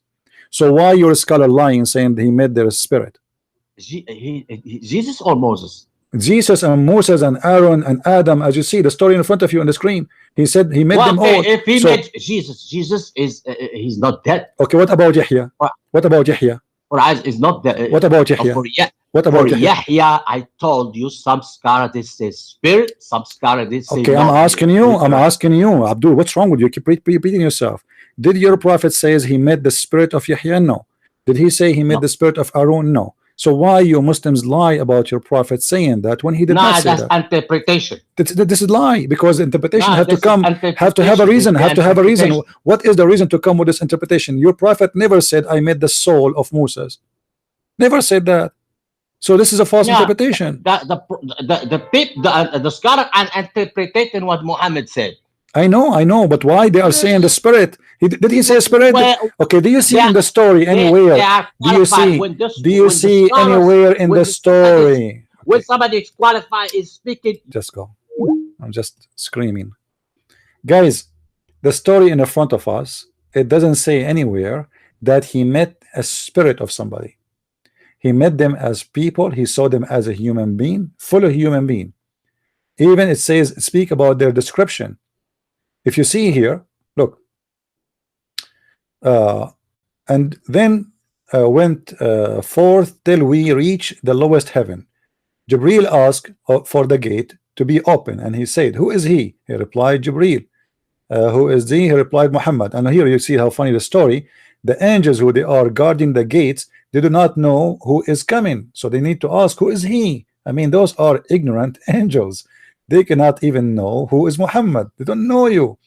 And Jibril, he had to introduce him. Then it was said, has been sent for. He had no idea. Look, his name is not even in the gate. Allah did not put his name there for the security. Then the story continues, says, then we came to Adam. Do you see? To Adam. And he narrated the whole account of the hadith. And Adam supposedly was looking at the right and he was laughing, and he was looking at the left and he was crying. That's not a spirit. He saw a fully human being introduced to him as Adam, and he was crying with tears and laughing with voice, not a spirit. And he was looking at the right and at the left, which means there's right of him and there's left of him as body. You cannot have right and left unless you have a existence somewhere in a physical existence as a human being. So he looked at the right and he laughed. He looked at the left and he cried. Or they asked him, Muhammad, he asked the angel why he is doing that. He said when he looked at people who follow Allah in the right, he see them going to heaven, so he laughed. He's happy for them. And when he looked at the left, he see people going to hell, so he cried. Then the story continues saying, and then and the Holy Prophet, see, they call him holy because he's God, observed that he met Jesus in the second heaven. He met what? Jesus. He did not meet the spirit of Jesus. Then he met Yahya, but Yahya is dead. In the third heaven, then he met Yusuf. Oh, Yusuf, even Yusuf in the third, and he met Idris in the fourth, and he met Harun in the fifth, and he see, and the story continue until he see Musa's, and then you know the bazaar story about Musa's advising Muhammad not to accept 50 prayer from Allah and to ask him for discount, and the 50 became 40, the 40 became 30, and then at the end it became 5 prayer. So look how the Muslims, to cover the ass of Muhammad for his fabrication, his lies about saying that he is the first one to be resurrected, prophets before him, all of them pass away. Muslims, they say except Jesus, but they cannot tell us why really, if Jesus is just a human being like everybody. Hello? Hello? Hello? Hello, sir. Yes, you are live on air. Right. Hello, Christian Prince. I spoke to you a couple of days before, and I'm really dying to ask you another question. If you could possibly be so kind to answer it. Sure, go ahead. Right. There's a hadith, an authentic hadith, where Omar supposedly says that much of the Quran has been lost. You probably know that hadith. And the Muslim response to this is that he meant much of the Quran has been abrogated. Can I ask, what is the correct interpretation? Is it one has been abrogated, or did Omar believe a lot of the Quran has been lost? You see, the Muslim lies is very funny, because Omar, he did not say anything about abrogation. Omar, he count how many letters the Quran was. Right. And then he count that the Quran was 1,027,000 letter. So as long the Quran was 1,000, which mean 1,027,000, that is the Right. number of letters. We cannot change the letters numbers. And now the Quran today does not even have a third of the Quran, which Omar he mentioned. According to Muslims now, actually, I think they say that the Quran today is like 270,000 letters. Yeah. Yeah. Right. Okay. Yeah. So 300,000. so if we say 1,027,000 minus 270,000, I mean, this is almost 70% of the Quran is gone. You know. So 2/3 of the Quran. Yeah. Has been So how lost. it can be abrogated? 70% of the Quran abrogated, and if it's abrogated, it's gone. You know why? I mean, that that's mean from every verse of the Quran, there's 2 verses are gone. Right. You know. It's just I watched a video. You know that retarded Salafi Muslim Akil Onke. He made a video about this, and he said that this is talking about the abrogated verses, and this is not to talk about the actual Quran, which is not being abrogated. And I don't know what he's saying, if it's truthful or not. So I decided to call in and ask you. You see, I mean, what you expect, but if you read it carefully, the hadith is very clear that there is there is verses in the Quran. Actually, even the Quran says that the Quran is corrupt. You see, when the Quran here, as an example, says that Allah will make the Muslims forget the Quran. Right. This is the verse in front of us. It says, وَمَا نَنْسَخُ مِنْ آيَةٍ أَوْ نُنْسِهَا نَأْتِي بِخَيْرٍ مِنْهَا أَوْ مِثْلِهَا. So Allah in the Quran supposedly saying it clearly that Allah, he will make the Muslims forget Quran. Okay, so is that abrogation? Abrogation is not forgetting the Quran. It's just a changing the rules. You don't forget it.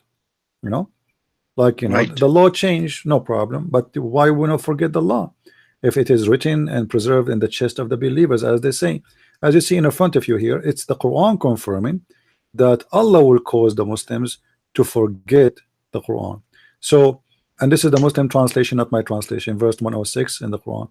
So if it is saying there that Allah will make the Quran, cause the Quran to be forgotten, who is this idiot to say we never forget the Quran? Right. Okay. You know, because if the Muslim did not forget the Quran, it means this verse is a lie. Right. You know, Okay. it doesn't say. You see here, it's speaking about two things. We abrogate or you see or Right. cause to be forgotten, which means those are two different things. It's not the same. Yes. So Right. the verse speaking about something very clear. There's abrogation or. So abrogation is not forgetting. And who is the one who's going to cause the Muslims to forget the Quran? Allah. Allah himself. Yeah. So how they say to us the Quran was preserved? Same time, as long he said that we have abrogated verses, and this is what Omar he mean. Okay, show us the 70% abrogated verses. Right. So they should have their collection. Right. These were the 70% of the Quran that was later Yeah, well, abrogated because the Quran today actually have a lot of abrogated verses still in the Quran. They are still why there. don't Muslims remove Why, that? As well? why you don't take all of them then? If you want to take some and you leave some, Wow. doesn't make sense. And here the verse here in front of us, Muhammad he made it for a very simple reason. You know, because he keep forgetting Quran. So Right. and he cannot repeat the same verse twice, so he have to give himself an excuse why he is claiming to be a prophet, but yet he cannot repeat the same verse twice correctly. So he said, okay, well, Allah caused me to forget Quran, but don't worry, be happy. Allah will make Quran better than the Quran or similar. You know, similar. I mean, this is funny and stupid. Imagine I say to you, guys, burn my book, The Deception of Allah, and then because I'm going to print similar book. I mean, so why we buy it, we spend money to get it, and now you are telling us burn it because you want to make similar? It's similar, which means it's the same. So why you wanna cause them to forget it if it's the same? And then he continues saying something more stupid. He says, or something better. Allah wanna make better Quran than the Quran? What happened? Allah. So the original Quran wasn't perfect. It was wasn't good almost enough. perfect. Yeah, the coming Quran, don't worry, is going to be better. Allah will go to school and he will study better Arabic grammar, and he will you know, he will upgrade his language, and the coming Quran, I promise you, is going to be better. Doesn't make sense. Okay. You know, Right. Muhammad he made this verse just to cover his ass because he cannot repeat the same thing. He keep making mistakes. He keep saying stupid things, and then the people start laughing at him. Why this guy? He cannot say the same. He says something in the morning. He says something afternoon. So which one is correct? So he have to come, and then he come with the excuse saying that Allah he sent him the Quran in 7 letters. So Allah he sent 7 better Qurans. Right. And where are they? And also, isn't there a hadith which says that Allah has the written form of the Quran next to him? So if he has the written form of the Quran next to him, which Quran is it? Is it the Warsh Quran? Is it the Al-Duri Quran? Is it the Hafs Quran? Well, even the Quran mentioned that supposedly Allah he have a preserved tablet. It says here in chapter. Is it the written form of it? The written form. Yeah, chapter 85, verse number 22. It says that Right. Allah he reserved his book in a board, you know, in a board. Right. And so according to the report of Muhammad, the board is preserved between the eyes of an angel. His name is Israfil, and the distance between his eyebrows. The distance between his eyebrows is the same distance between heaven and earth. This is how big the board is, and Allah he wrote all things there, and that is the Quran supposedly. And then we ask ourselves, when the abrogation happened, is it abrogated too in the preserved board? Right. Okay. You know, did Allah cause the preserved board to forget the Quran, which He made the Quran? You know, it's a stupid excuse Muslim try to come with. And like, you know, when the Muslim they say to us as an example, the Quran is a preserved. We have the Quran, preserved Quran. Okay, hold on. The Quran you have today, it says, if you open the book, it says, this book is written according to Hafs. Hafs was a person exist more than 200 years after Muhammad. So how you say to me the Quran is preserved, but yet 200 years after Muhammad you don't have a book yet? Or what you have is according to a guy, the Muslim, they call him a liar. Hafs, according to Muslims, he was accused to be a fraud, a thief, a person who copy from other people's books, a person who fabricate hadith. So how the person who you carry the Quran from is accused by you to be a liar? So but do the Muslims not say it's Hafs and Asim, meaning Asim was the first person? no, in the Asim narration, is his stepfather. Asim is his stepfather, but Asim too is accused to be a liar.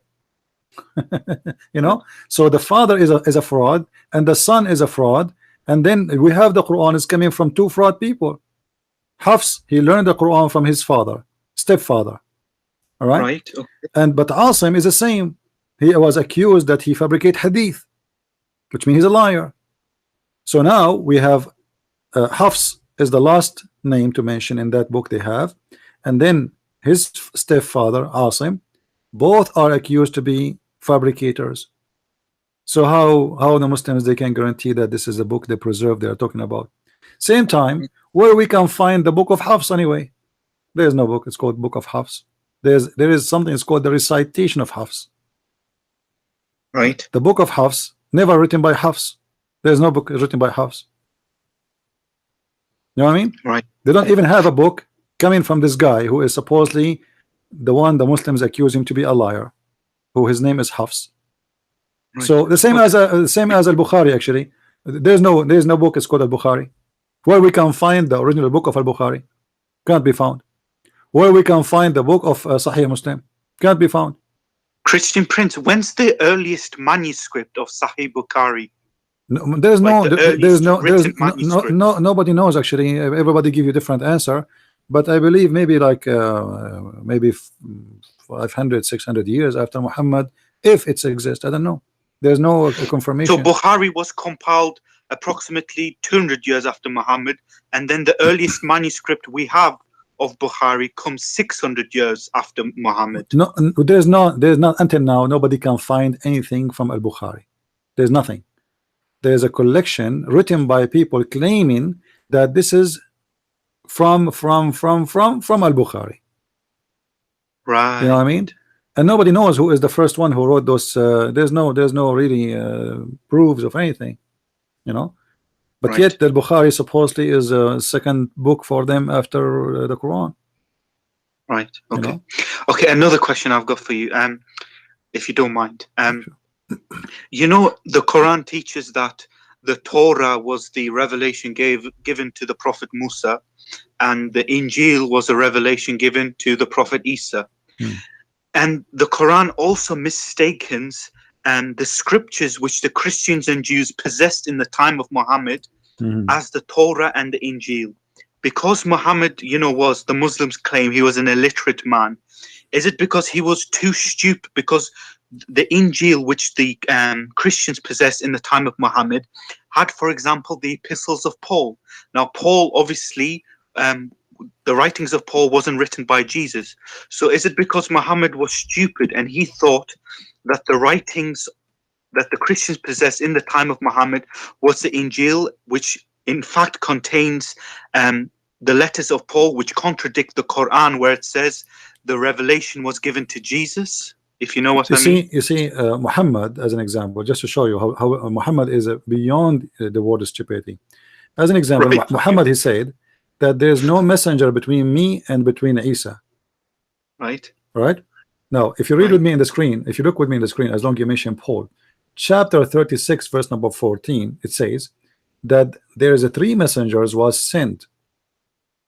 2 of them, they were sent to the city of Antakya, and then the 3rd one, which is the most strong one, was sent to support them. That is Paul, according to Ibn Kathir and other interpretation. Is that Bulus? Bulus, yes. Now, Right, Bulus. but here we have a problem.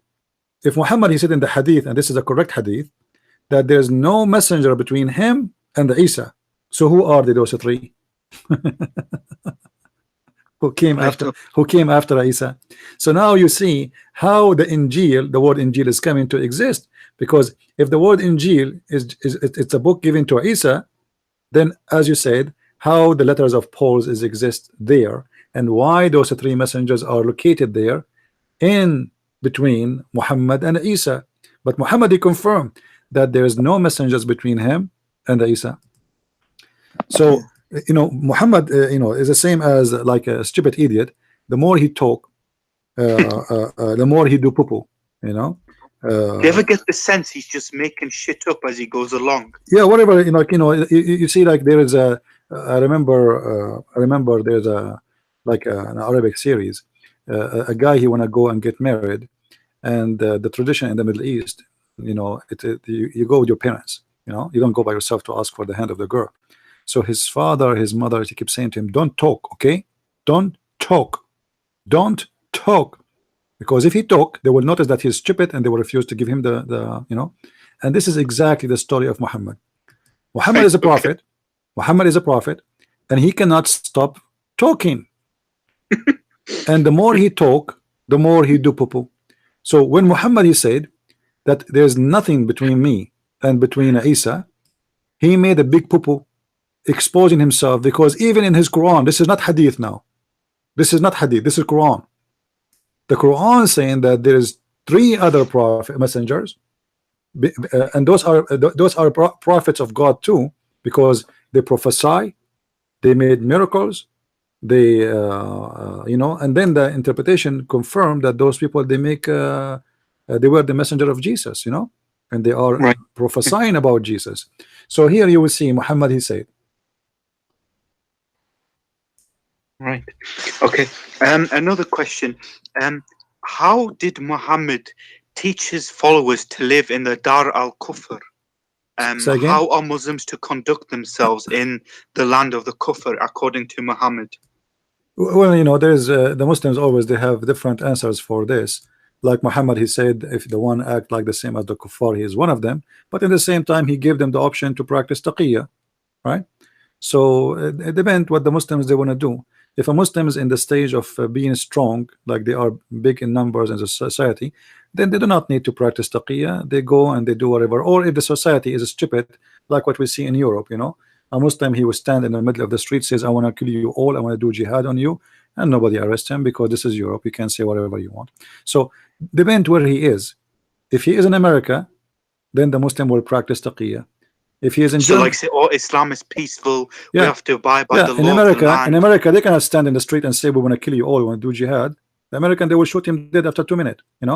But in Europe, you can say that. You can go. I saw a Muslim jumping in a statue in Rome, and he is trying to break it, and the stupid Italian, they are just watching. Nobody care.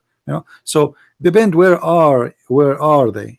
If they notice that the society here, they compromise and they are very much tolerance, the Muslim, he do not need to practice taqiyya. But if you noted that the society is tough, very well, armed, or they are aggressive, then the Muslim, he start playing peaceful, nice. He's the cat of the society. If he see you, he will carry your back. He will ask you to cut your grass. But in different place, he have a police to walk in the street to force Sharia law. So depend where are they. Right. Okay. Yeah. Anyways, thank you very much, Christian Prince. I watched your video on with your debate with Akil Onka about chapter 69 verse 32 of the Quran, and I was just laughing so much. I thought it was absolutely hilarious. Anyways, God bless you. Honestly, in this day and age, we need 1 million people like you. I wasn't debating this guy. This guy, he was too much terrified. This is why he asked for a topic, and he asked for like terms. He put a lot of terms because he was afraid what will happen. So he wanted like 1 hour here, 1 hour there. And when I start asking him, it's my time, he start refusing to answer. So it was just to spank him. This guy, he kept talking that he want to debate me, but he never come. So I said, okay, come, and we will do it the way you want. Just come, But he is just a kid. He do not know even how to read. He have like 50 people trying to help him to answer. This is why actually he was confused in answering. But I find the most funny things he said in that spanking, when I asked him about the black dog. Right. And a black person, he agreed that the black dog is the devil. I mean, how disgusting and stupid it is, how perverted you are to say and to accept such a thing. Imagine if Jesus is the one who said the black dog is the devil, what the Muslims will say. But because it's Muhammad, they go blind, and suddenly he is not racist. But thank you, my friend, for calling, and I appreciate your call. Okay. If I ever need question answers, I'll ring you again. Sure, no problem. Okay, thank you very much. Thank Bye. you, my friend. Bye-bye. You know, as you see in the front of you, it says, Muhammad, he said, I heard Allah's apostle saying, I am the nearest people to the son of Mary, and all the prophets are paternal brothers, and there has been no prophet between me and him. Any Muslim can explain? Is that true? There is no prophet between Muhammad and Isa according to Islam?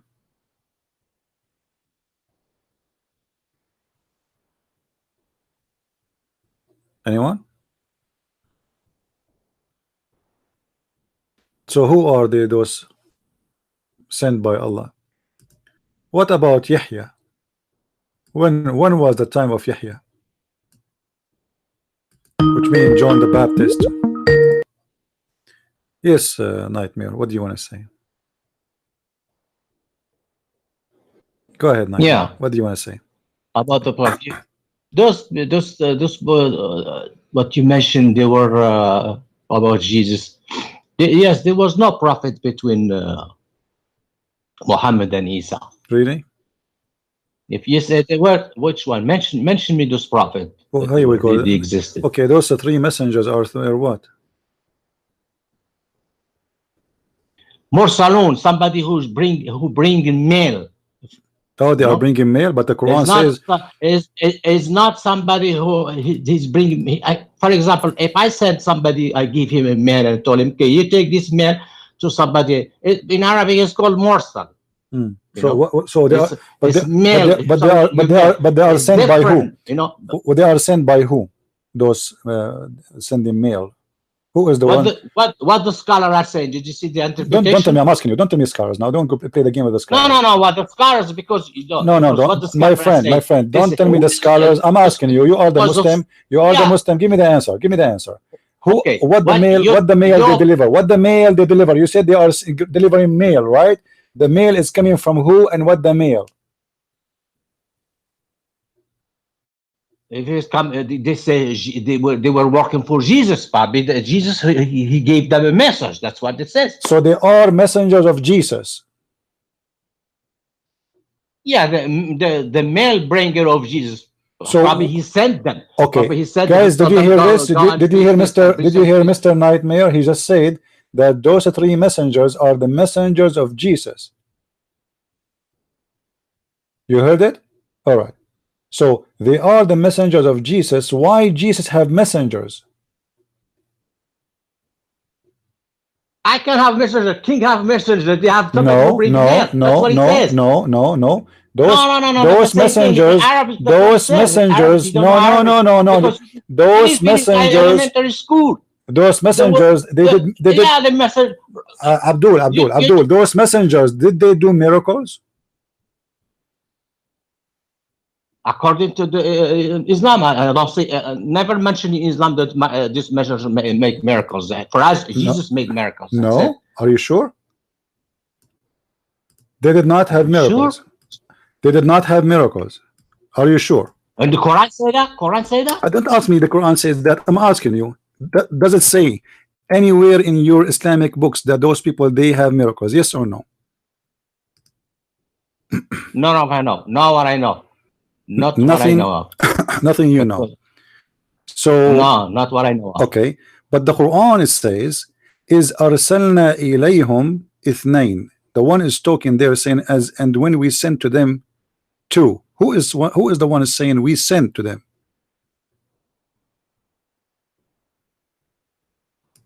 Is that Jesus saying that? It says maybe Jesus is doing something on the behalf of God. No, I'm asking you now. No. It says No, there, because- I'm asking you, please, Nightmare, let us speak as an adult. We don't want to scream and shout. It says, and when we sent to them too, and they accused him of lying. Okay, Who is the one who's saying that? Why don't you go and see what the No what problem. Ines I'm Farah has asking to you, say about before you call me, why you did not go and say, see, you call me to speak No, about it. yeah, Nightmare, because- hold on. I mean, I don't know how stupid you are. I'm trying to speak to you in respect. Why you did not go and see what it says before you call me? You call me to speak about it specifically. It's mean you are ready. So now, I'm asking you, Mr. Ready, who is the one saying we send them? Is that Jesus or Allah? This is the word of Allah. Maybe. Thank you. So who is from the my one who sent them? interpretation, So who is the one who sent them? So who is the one who sent them? On behalf of God. You said Jesus sent them. You said Jesus, but the Quran is saying now that it is God who sent them.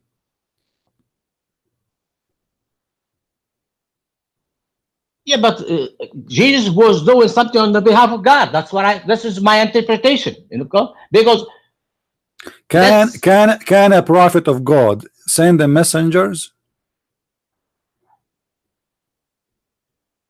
of course he can, but the message with the message. If I, for example, because Muhammad he said. Okay, let me ask you. Muhammad he sent. Okay, Muhammad he sent them. Okay, hold on. How come the Quran then did not mention their story? If Muhammad he sent messengers, those are not normal messengers to king. Those are messengers from God. Which one? That the one that Muhammad sent to the kings? It doesn't matter which ones. Did Muhammad ever send any messenger? The Quran mentioned that Muhammad sent messengers, and the Quran claimed that those are messengers of God. No. What we have in the Sirah just says that Muhammad sent messengers carrying message to him. Okay, let me ask you again. To the kings. Let me ask you again. And Do those people? Same Okay, word is okay. using. I will go with you. So if I send a messenger to the king, can this messenger make miracles? No. Okay, He's so just how? a normal person. He's Okay, not so how prophet. come your scholar's interpretation says that they did miracles? Where did they get their information from? From the Quran, from Hadith? From the interpretation. No, when his scholar he says something like that, from where did he? Ask get him. that I ask you the same information? question. You see how stupid you are. I just asked you 5 minutes ago about Ibn Taymiyyah. Where he got this from? You have no answer. Now you want to know where it's coming from. I mean, how stupid you are and how double standard you are. How come when Ibn Taymiyyah he says that those are a spirit, they are not a human being physically, you did not ask him where it's coming from. Now you are asking me where the scholars they said that. Ask them. They are stupid like you. They are your scholars, not mine. You go and ask them. On the earth. You ask them. You ask them. You ask the scholars. Those are your scholars. You said to me. You said to me, Abdul, shut up. You said to me, those are just messengers to kings. This is not what the Quran is confirming. Those are messengers of God, and that God must be Jesus, because you confirm that they are sent by Jesus. Everybody heard you, and your scholars confirm that those messengers did all the miracles which they asked them for. As an example, they can make the blind see, they can heal the leper, they can have they brought to them a kid. He don't have he's blind. So then the apostle of Jesus, he put his hand over it, and then he starts seeing. This is your scholar saying that, not me. Now the answer is yours. You said those are the messengers of Jesus. Who gave them the power of miracles? Your mic. He was reading probably from the book of Acts. So your scholar is a liar. He is copying it from the book of Acts. Because I don't see that in the Quran. Guys, did you hear it? The Muslim scholars are a bunch of liars, and they are copying the Christian Bible to explain the Quran, because the Quran cannot be explained because it's full of stupidity. So what they have to do, they have to go to the book of the Christians, copy stories from there, and believe in it and explain it to the Muslims. Is that what you are saying? If he, that's what the scholars. I mean, which one who say that? If he's saying that, what's wrong with you? if he's saying that, What's wrong with you? he is from the gospel. What's wrong? What's wrong? What's wrong? We don't have that in the Quran. What's we wrong? don't have that in Hadith. What's wrong That's it. with you? We don't have that in the Hadith. So you have in the Hadith that Moses was a spirit in the heaven. This one you're talking about something in the barzakh. Just get lost. Just get lost. I gave you time, but you're a kid. You see, guys, how stupid they are. He confirmed that those are two messengers of Jesus. Everybody, all of you heard it. His scholars confirm that they did miracles. They made the blind see. They made the leper healed. They made many miracles. Actually, the stories, like if I count for you how many stories they how many miracles they did, it's amazing. And it says even they brought to them like hundreds, even thousands of ill people. They have all kind of illness which nobody can heal, and then they were able to heal them, asking the king to convert and to believe. But to believe in who? Those are the messengers of Jesus. So if Jesus, he sent messengers, and those messengers, they can make miracles.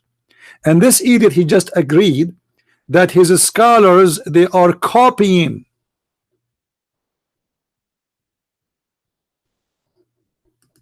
the Bible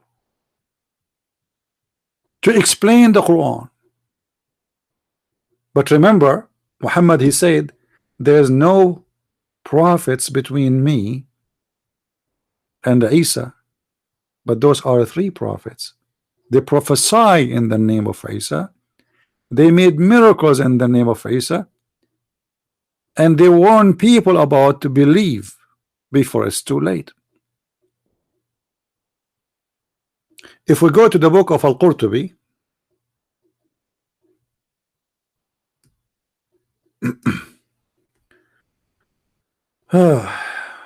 let us see. You see, when they are in trouble, they start making poo-poo. He called me in purpose. I mean, he called me to answer me, supposedly, you know. Like, I mean, he is sure. Are you sure?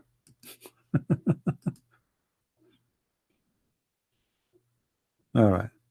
If we go to the Arabic, you see in English, they don't really, it doesn't say much here. You know, in the English translation, the translation eat most of the interpretation of the verses. You know, but here you will see, even in the English version, it says clearly that those are apostle. Guys, do you see the word apostle? Do you see the word apostle? The apostle Simon and Thomas. And then here it says, this is the book of Ibn Abbas. The third one was Simon Peter. In the book of Ibn Kathir, it is Paulos, which means Paul. However, if you go into the Arabic,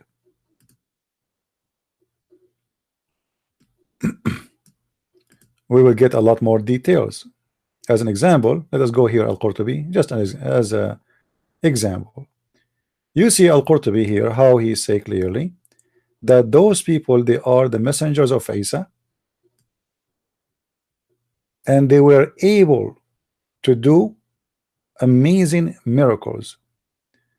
You know, فقالا نحن نشفي المرضى وكان له ابن مجنون وقيل مريض على الفراش فمسحاه فقام بإذن الله صحيحا فآمن الرجل بالله, etc.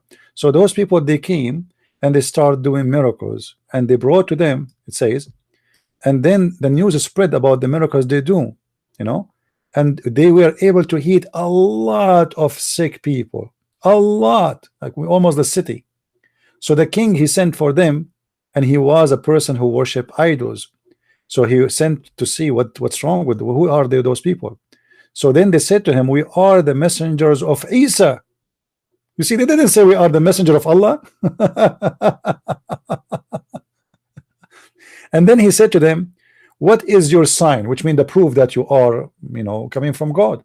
They said, we can heal, you know, the blind, the lepers, the sick, the ill, and we asked you to worship the one God. Then the king, he asked them to beat them, and then the king did jail them, and he slashed them like 100 times, blah blah blah blah blah blah blah blah blah. Okay, then Isa, he heard the news, so he sent the third messenger to support them, and that was supposedly, according to Al-Qurtubi, that is Shamun, which means Simon. So it says clearly that those people, they are messengers of Jesus, and they did miracles which Muhammad cannot do. They made the blind see, they healed all kind of illness, diseases, and this is written and documented in Islamic books. And we heard Nightmare saying, oh, maybe he is copying the Bible. He's a scholar, is copying the Bible. The question, why the scholar will copy the Bible, and why you Muslims accept that copy? Why you Muslims don't say to him, you are no Muslim no more? Huh? Here they mention a story. Look at this. They said we can heal the blind and the leper, etc. So they brought to them a boy or a young person. He have no eyes. He have no eyes at all. You know, موضوع عينيه كالجبهة, which means the location of his eyes is nothing. There's no holes. There's no eyes at all. It's like just flesh. So then they ask their Lord. They pray to their Lord. And then the location of the vision split, which means the flesh, the skin split, and they took two, like a grab of mud, and they put it over his face, and then it became eyes to see with them. This is written in front of your eyes, written by the Muslims. Why it is there?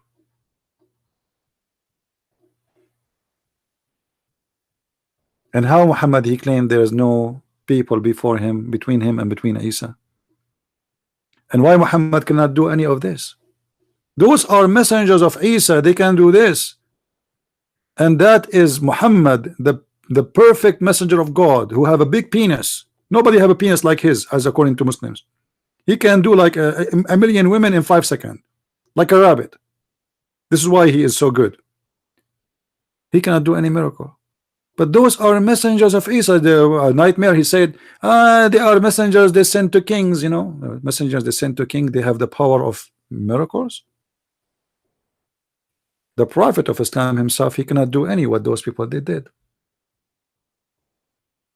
Actually, here you will see that the king said to them, here there is a boy, or a young boy, who died 7 days ago.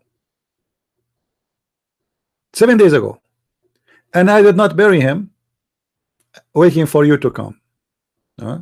Sorry, waiting for his father to come. So he said to them, can your Lord make him come back from death? Can you?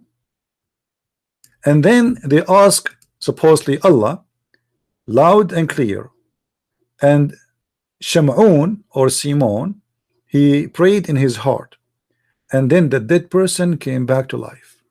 Amazing.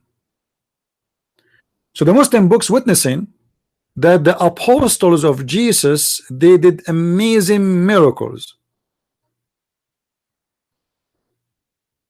and that, or those miracles, was not limited to one kind of miracles, even to death, resurrection from death.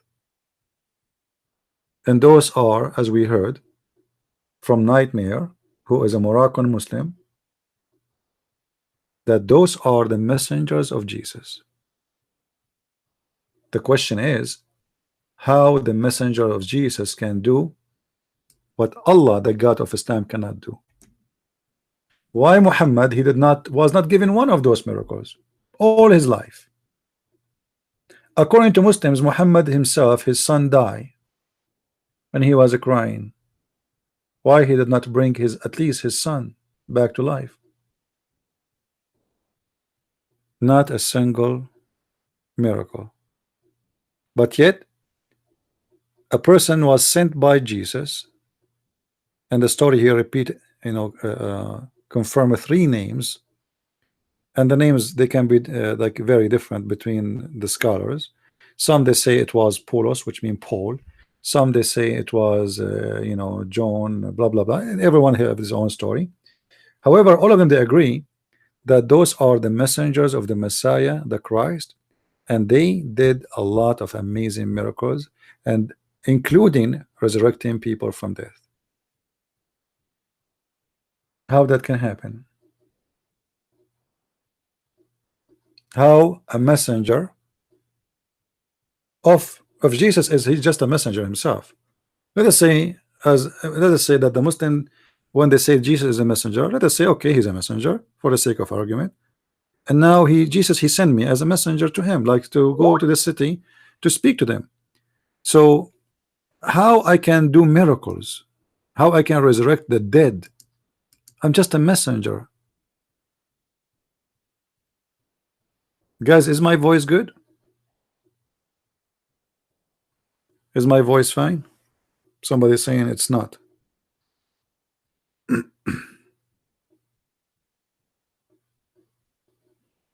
Let me know if my voice is not good. Maybe from your side, maybe your internet is slow. Yeah. Anyway, as you see, Quran is a collection, and Islam is a collection of stupidity, contradiction, and even those who they call them scholars, they are just guessing. We asked Nightmare where they get from. Like now, the story here about the resurrecting of people and the miracles. He said maybe they copied from the Bible, but yet those are his scholars. When we ask him where Ibn Taymiyyah he got the story that Moses was not resurrected physically, it was his spirit, he didn't know. Didn't know.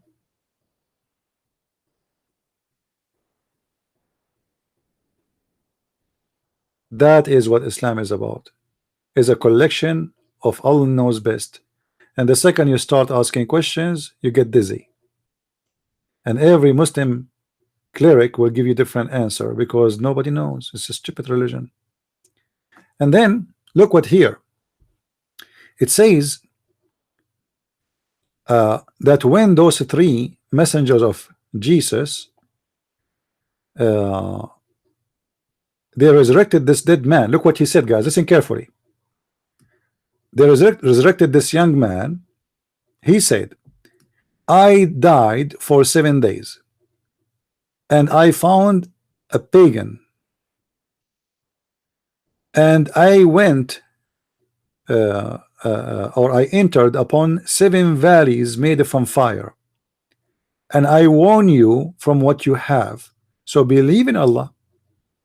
Then the doors of heavens open, and I saw a very handsome person, and he was interceding for those 3, and he named Simon, Peter, and his 2 other apostles. And then says, until I was resurrected by Allah, and I witness. Look, the guy is saying Shahada now. I witness that there is no God but Allah, and Isa is the spirit of Allah and his word. What? Do you see the Shahada, guys? The Shahada of Isa is not the same as the Shahada of Muhammad. He witnessed that there is no God but Allah, and Isa is the spirit of Allah and he is his word. What is that? Why he did not say Isa is the messenger of Allah? Why he didn't say Isa is the prophet of Allah? No, he said, I witness that there is no God but Allah, and that Isa is the spirit of God, and he is the word of God. Do you see it, Muslims? It's right in the front of you in the screen.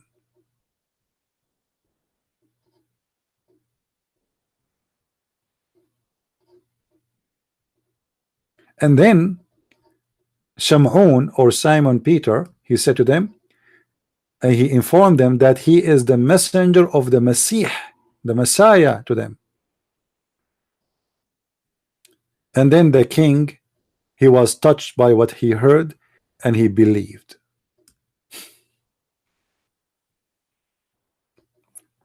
And look here, if the Muslims, they make fun of you for saying that the Christians, they have something in their Bible saying that the apostles of Jesus, they speak languages, the tongues, that is exist in their books too. Look here what it says. And it's mentioned that Isa, when he ordered them, which means his apostle, to go to that town, which is supposedly in Turkey, they said, "O Prophet of Allah, we do not know how to speak their language, their tongue and their languages." So he, Isa, he invoked Allah. So when they slept in their places, and when they wake up from their sleep, hold on, don't come in now, please. Let me finish this topic. And when they woke up from their sleep,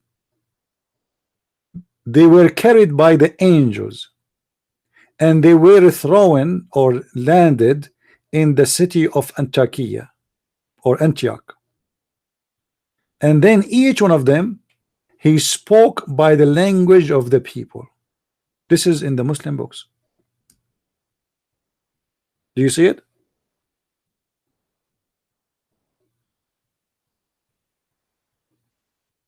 When they say to you that the story of speaking tongues is funny, well, they believe in it. They believe in it.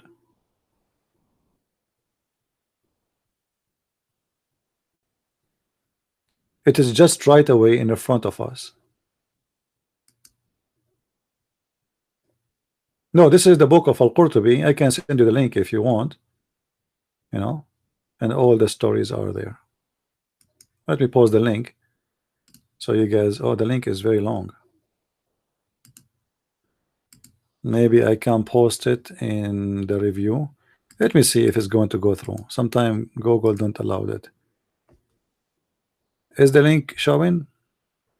Do you see any link in the text?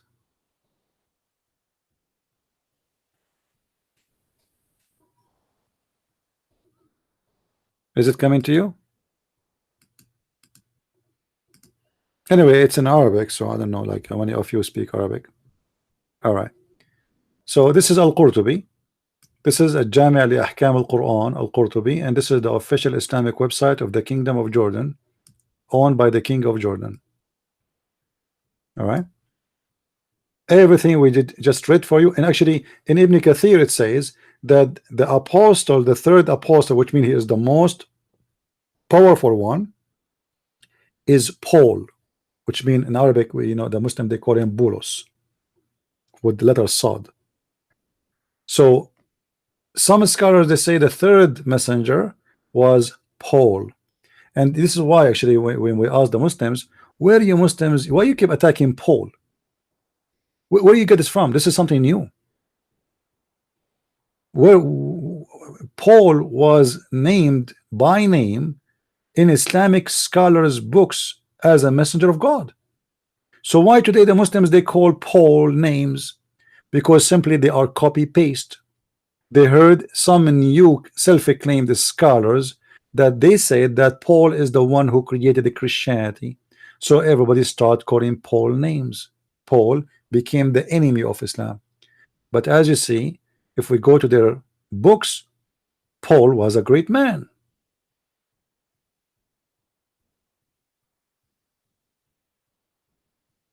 It comes with error. Okay. Well, let me post. I will post that in the info, just temporarily. All right. Let me post that in the info for the video.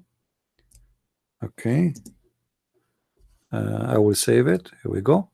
So now if you click at the info for the video, you should be able to see it. All right. It is there in the info if you click at the link. Do we have any Muslim would like to call us?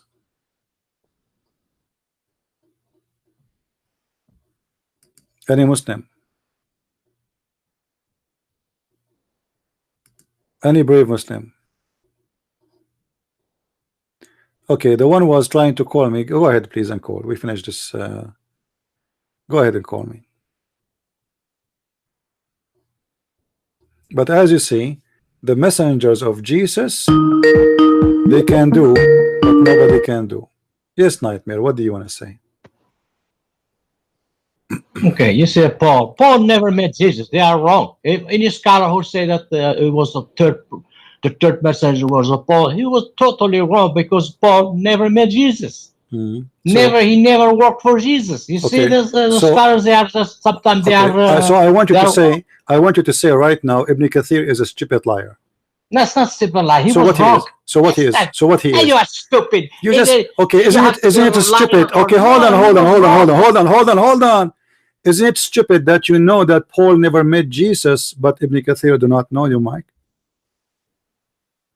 Yeah, he's stupid. He doesn't know this fact. Okay, so how come he is a scholar? How come he is a scholar then? How a scholar he do not know a fact, and little you and the little you and the little you know, but he do not know. He is called a scholar, not you. But you notice now, you just notice that Paul never met Jesus. So how come Ibn Kathir did not notice that? He's not scholar of Christianity. He was scholar of the Quran. But this is not about Christianity. This is about the Quran. No. The Quran doesn't mention Paul. He is the one saying Paul. Ibn Kathir. But he is the one he said Paul. He was wrong. Okay, let me ask you a question. You just said that here the stories maybe they are copying from the Bible. So maybe Ibn Kathir is copying from the Bible too. We don't know from where he got that idea. So what do you think? Where is Paul is coming from? Where is the word? Okay, what is the word Paul? Hold on. No, don't tell me I do not know. You are a liar. Where is Paul name is mentioned other than Christianity? Oh, Mike. I don't understand you. What Paul is mentioned? So where Ibn Kathir he got the name Paul from? If not from a Christianity, you are saying I do not know. Where he got the name Paul from, if not from the Bible? I don't know from where. Then shut up. So what you are saying to me, we have a bunch of scholars, you call them scholars, but they are a bunch of idiots. The story here in front of you, you said they are copying from the Bible. The story of Ibn Kathir, obviously he is copying from the Bible, but yet you call all of them they are a scholar. Now let me ask you, according to the Christians, Jesus and Paul they met because the Messiah he appeared to Paul. Question: why Ibn Kathir is naming Paul as one of the messengers sent by Allah if he never met Jesus? As you said, the mic is yours. Your voice got cut. I will repeat again. As long Jesus never met Paul. Right? Yeah, he was never disciple. Okay, no, hold on. He was not disciple. All right. So how Paul and Simon and John they became three together, but they never met Jesus according to Ibn Kathir?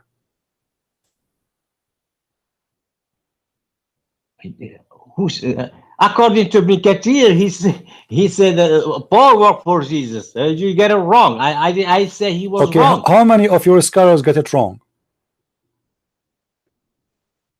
What you just mentioned to me, Ibn Kathir, he say no. Paul. Okay, I'm asking you now. I'm asking you. Okay, which one of your scholars he got it right?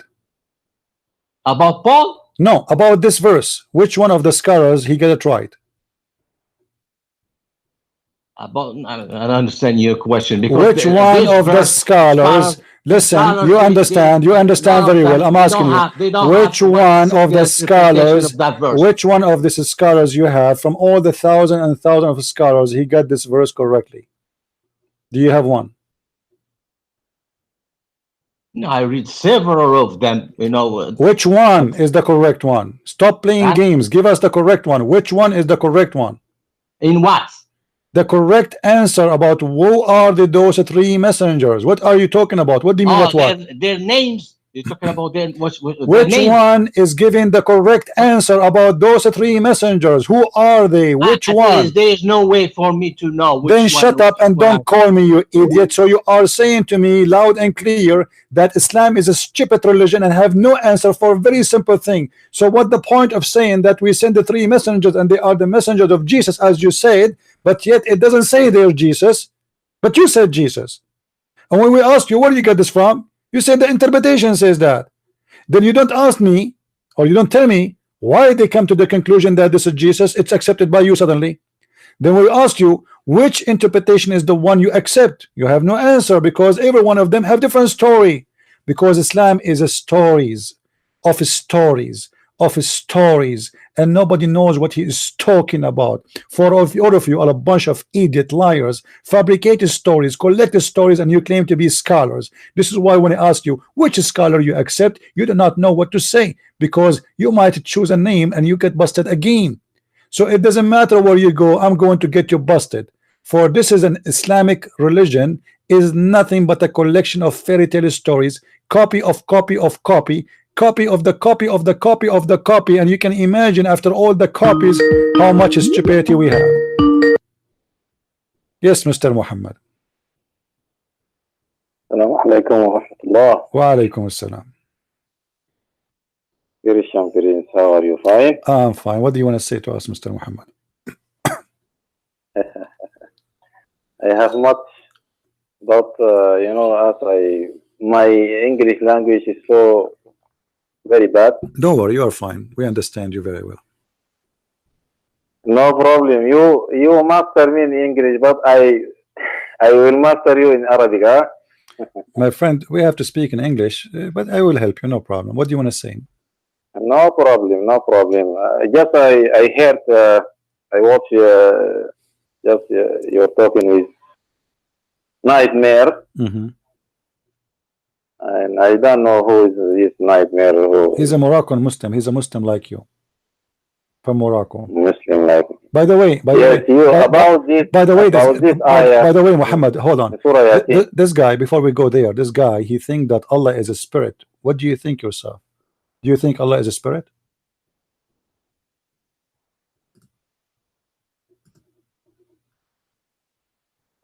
For me, as a Muslim, yeah. Allah is a spirit, or he is not a spirit? For me, as a Muslim, yeah, I have to understand Allah as He revealed Himself. But this is not a question. To be understood, you know, in the Quran. Muhammad, there is no need to tell me as he understands as the Quran. Just give me the answer. Is he a spirit or not a spirit? Just to make it simple. Yes, spirit. He is a spirit. Where you learned this from? That which I should know him, spirit. Where? Because, okay, who taught you? Who taught you that Allah is a spirit?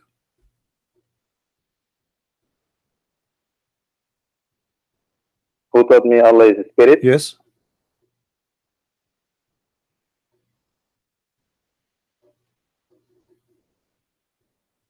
Where do you get this from? What I learned before. Yeah, from who? You learn from who? That Allah. You learn from who? Who is the one taught you that Allah is a spirit?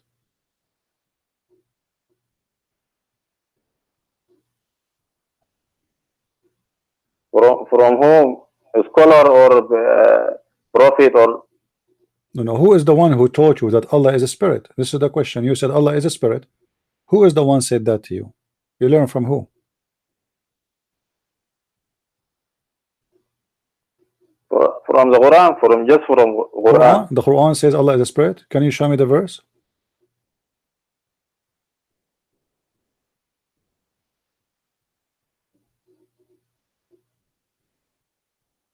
You see, you speak Arabic. You are an Arab, right? I don't know which country you are from.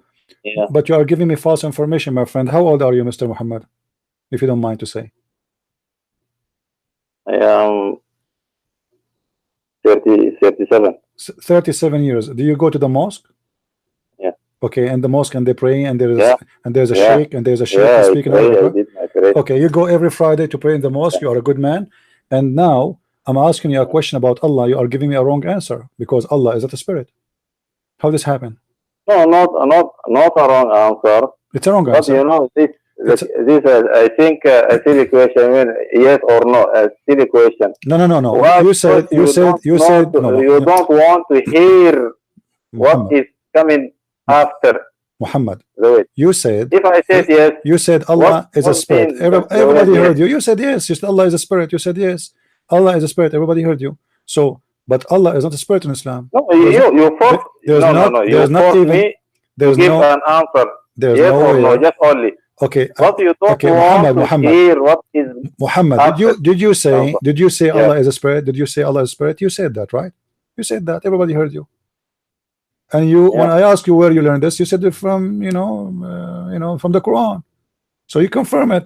Now I'm asking you, not even a single book in Islam teach that Allah is a spirit. Not even a single one. So how you say to me Allah is a spirit? Okay. So you are okay, 37 years okay. old.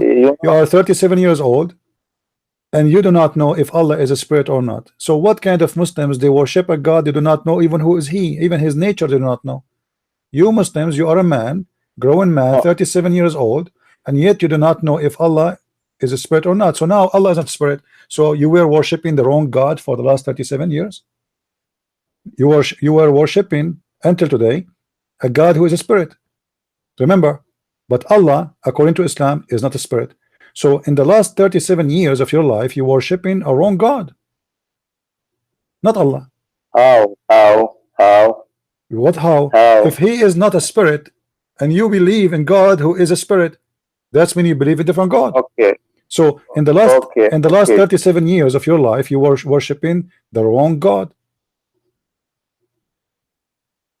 Okay. Who is this God you were worshiping What then? you understand? You understand? Because you as Christians, you believe in what it called in. Let me to say the being either is spirit or in physical. You believe in a physicality. But we Allah, Muslims, we have no. We thought that we should not imagine the physicality of Allah subhanahu wa ta'ala.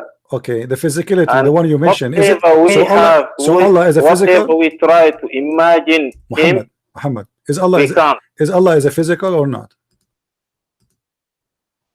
Its physicality, I don't know. What do you mean? Physicality, I don't know. No, I'm asking a very simple question. Is Allah is a physical or not? You are the one who mentioned the physical thing, not me. So is he a physical? His physicality, I don't know. I don't know his No, physicality. I'm not asking you because how it looked like. I'm asking I- you, is Allah is a physical being? Is he a physical being? Do he have a body? The only one he knows this, Allah himself. Nobody. Okay, but now you said to me that Allah is a spirit, which is not true. And now I'm asking you, is Allah, according to Islam, physical or not? According to Islam, Yes? I not physical, because Not Islam taught Okay. that Okay, read with me, we please. Okay. Then read with know me, please. Allah. Muhammad, you know, because you speak Arabic, you make things for me easier. This is the hadith in front of you in Arabic. Can you read for me, please? It says that Muhammad is speaking, saying, فيأتيهم الله تبارك وتعالى في صورة غير صورته التي يعرفون فيقول أنا ربكم. Allah will come to them in what? In an image, as a physical being. Oh. So Allah is a physical being, and he will change his physical body look, and he will come in different shape, and he will say to them, I am your Lord, worship me. So how you say to me that he is not a physical being and he is a spirit, but Muhammad teach the opposite, that Allah is a physical being and he is not a spirit? Why you get the wrong idea about your God? Why you don't understand? When this will happen? When this will happen? In the judgment day. in the judgment day, not now. Doesn't matter. So Doesn't in the matter. judgment day, So are you saying to me day, in the judgment day Allah will change? nobody knows this so this hadith talk about something nobody knows. Nobody knows. Nobody knows what. No, we know because Muhammad he just What will happen in the judgment day? my friend Muhammad he just said, so we know. It's not a secret no more. He prophesied what will happen exactly. He even told us what Allah he would say word by word. So we know. Unless you are saying Muhammad did not tell the truth. So Muhammad he said what he said, and if this is a true prophet, this is what will happen. So we know. So Allah will come to them. This is what will happen. Okay. What will happen. Allah will come. Allah will come. The picture of the surah Allah, which he will come to his to believers, all those who believe in Allah, in Him. Nobody knows now. Nobody knows now in this life here. No problem, my friend. It's not about you know. And even the prophet, even this the prophet, according to hadith, this the prophet give any description about this surah. Yes, describe. And even he says that Allah he will show his foot. He will show his shin, his leg. So yes, he did. So what are you talking about? You know. He said clearly that Allah is going to show his shin. فَيَكْشِفُ عَنْ سَاقٍ, and this is actually a verse in the Quran. He said, they asked him how we will know Allah. He said he will show his shin.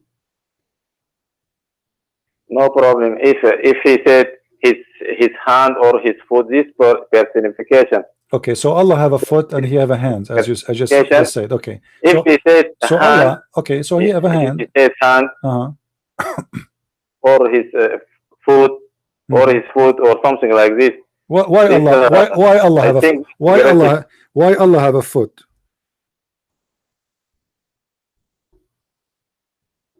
What Allah will do is his foot. Why he have a foot? You know, a hand. The word hand in Arabic might have at least five meaning. Well, according to Islam, it is a hand, and even Muhammad he claimed that Allah have 5 fingers. So it is a hand. And read with me here. Read with me. It says clearly here as an example. عن النبي صلى الله عليه وسلم قال يلقى في النار وتقول هل من مزيد حتى يضع قدمه فتقول قط قط.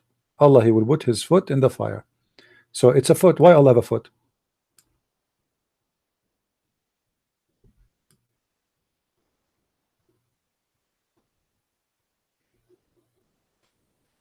What he would do with his foot? I have a foot to walk with it, you know, to kick the ass of some bad people maybe.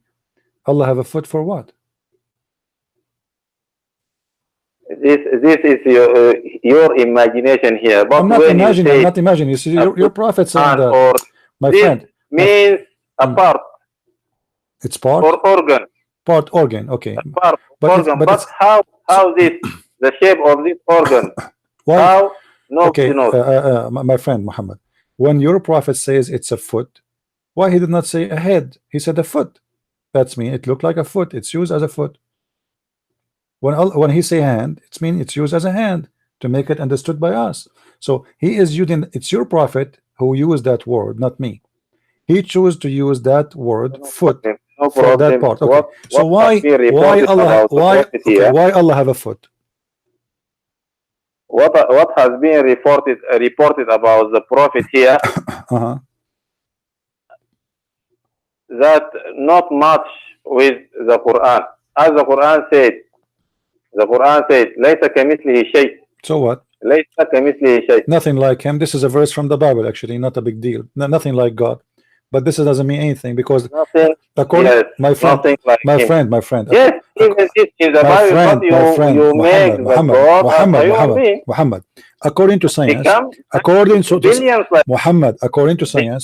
science, my finger, nothing like it. Does that mean my finger is God? Are you going to worship my finger? This is what science says. According to science, there's no finger in this earth like my finger. But I'm not God. So nothing like my finger, but yet I'm not God. So nothing like him doesn't mean Like any, doesn't make any difference. fingers, but there are billions of fingers. Finger. There are billions of No, fingers no, like no. There's fingers. no finger like my finger. Doesn't matter how many finger there is, but With- none of them is like my finger. You know, bone, with muscles, with It skin, doesn't with matter. nails. See, with your God Allah, your billions. God Allah have a foot, but nothing like his foot. So who care? Nothing like my foot too, according to science. I have different DNA. Allah said in the Quran, nothing like him. لَيْسَ كَمِثْلِهِ شَيْءٍ. So what? Nothing like him. So what? Nothing like the foot. Nothing in the world like my foot. According to science, my foot is unique. Nobody have a foot like mine. Everybody is every person in this earth is unique. Every DNA of every human being, even your DNA is not even like your father. So Allah have a foot, and his foot not like anyone. So who cares? Still, it's a foot. So why Allah have a foot? My DNA, Hmm. like DNA of my father, No, it's not. because No, it's not. It's not. No, it's not. No. building base molecule, No, my friend, it's not the same. It's not the the same. same of what I have, my father No, has. you have it from your father, but it's not the same. There's different because it's a mix of your DNA, your father and your mother. It's not just your father. So you are not the same as your father, and you are not the same as your brother. Every one of you have different DNA. It's not exactly the same. So this is why you look different than your brother. This is why he can be shorter, he can be taller, he can be fatter, because it's different. You are different.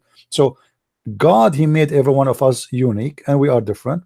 Now Allah have a foot, and no one have a foot like the foot of Allah. It doesn't matter. It's a foot. Why Allah have a No. foot? Why Allah have a foot?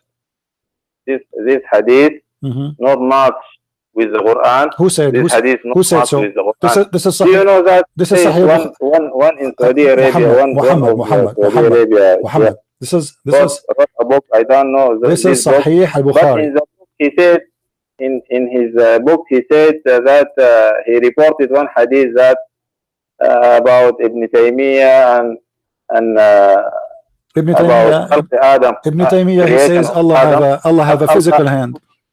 Ibn Taymiyyah, he says Allah has a physical hand. Image. So what do you think, Ibn Taymiyyah? He's a liar? Allah created Adam in his image. Yeah. From where they get this idea? From where? He got it Is from this your, idea in the Quran? he got it from your prophet. This idea not in the Quran. It's from your prophet. Your prophet said that. Are you making fun of your prophet? No. It's not from my prophet. No, it But- is. You know, as you know that scholars, many hadiths rejected, many fabricated stories rejected by a scholar. No, my friend. This is a And Sahih hadith. that Read with me. is like- Read with me.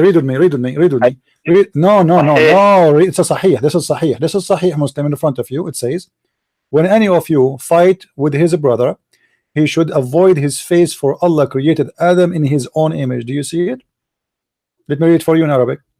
إذا قاتل أحدكم أخاه فليتجنب الوجه فإن الله خلق آدم على صورته.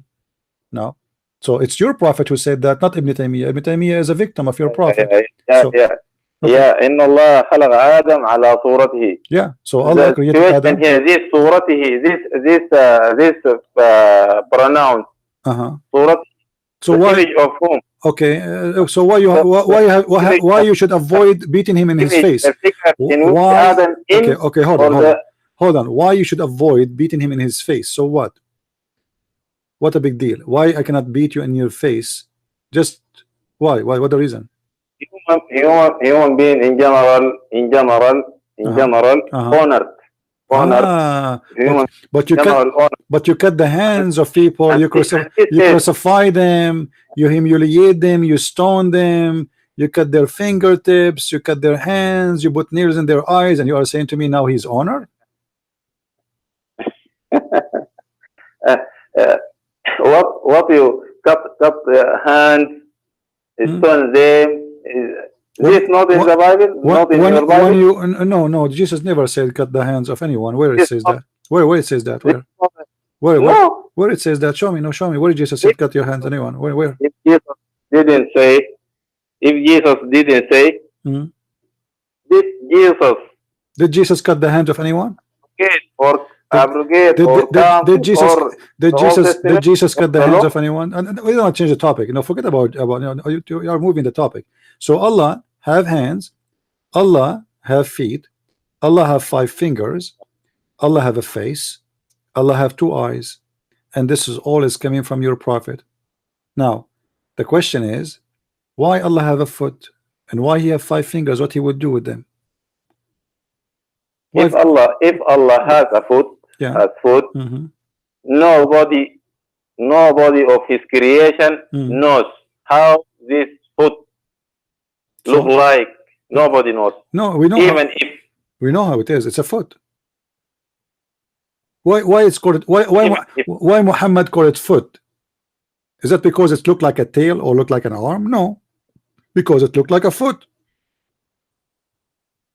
if you say the foot, it's just a foot. I'm not the one saying, Adam. Muhammad. Amoeba has a foot. You know, amoeba has a foot. Muhammad, I'm not the one saying. It's No. your prophet saying that Allah have a foot. Why he called it foot if it doesn't look like a foot? Because you take the word literally. You take the word literally. I'm If not the you one take is- just I'm the not the word one. literally, I'm foot, not the one who I take it thought literally. amoeba has a foot. If we go right So- now in YouTube, you will see many scholars. Muhammad, The listen, foot of listen, or Muhammad. amoeba. Muhammad.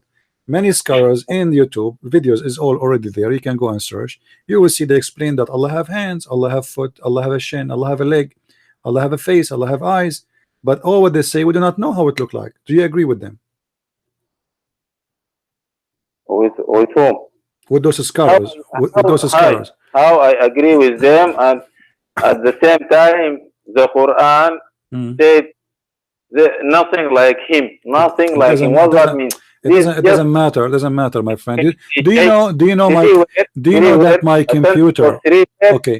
Do you know that my computer? Do you know that my All of computer? the Muhammad, theory. Muhammad. Do you know that my computer nothing Yeah. like my computer? Does that mean my computer is God? According to scientists, every computer have a unique ID. This is how the ID can find you if you are a hacker. So every IP have is a unique. There's no 2 IP in the world the same. You know. So everybody have his own. So it doesn't mean anything. According to science, even snow, every drop of snow is different, or flick of snow is different from the other one. And can you imagine how much snow there is? Does that mean we worship snow? That will not change anything. Your God have a hand, your God have a face, your God have eyes, your God have a leg, and you are confused. You think he's a spirit, but according to Islam, he's not a spirit. So look what we discover now. We discover a person. His name is Muhammad. He's an Arab. He speaks Arabic very well, and he worship a God, the wrong God. He think he's a spirit, but he's not. He worship a God. He think he's not like anyone. But your prophet described his foot as foot, and his hand as hand, and his fingers as a finger, and his face as a face, and his eyes as eyes. So now what we have, a God which is mysterious image, but he have a physical shape. All what we know about his shape, that he have parts like us, fingers, 5 fingers in every hand. Allah have how many hands? Do you know? How many? Yeah, how How many many? hands Allah have? No, there is a verse in the Quran says that I'm the ask- Jews I'm asking say you. that. No, I'm asking you. How many hands Allah has? I don't know. Allah, according to Muhammad, he have 2 hands, and both of them they are in the right side. No. Read with me. it's not according to Muhammad, You because see, Allah, Muhammad, Allah you is speak the only one- Arabic. You speak is the Arabic. only one who Muhammad, describe Muhammad, himself, Muhammad, you speak Arabic. Read with me. describe himself to the people. Muhammad, read with me, please. It says, your prophet Yeah. said, قال رسول الله صلى الله عليه وسلم إن المقسطين عند الله على المنابر من نور عن يمين الرحمن عز وجل وكلتا يديه يمين, and both of his hands are right hands.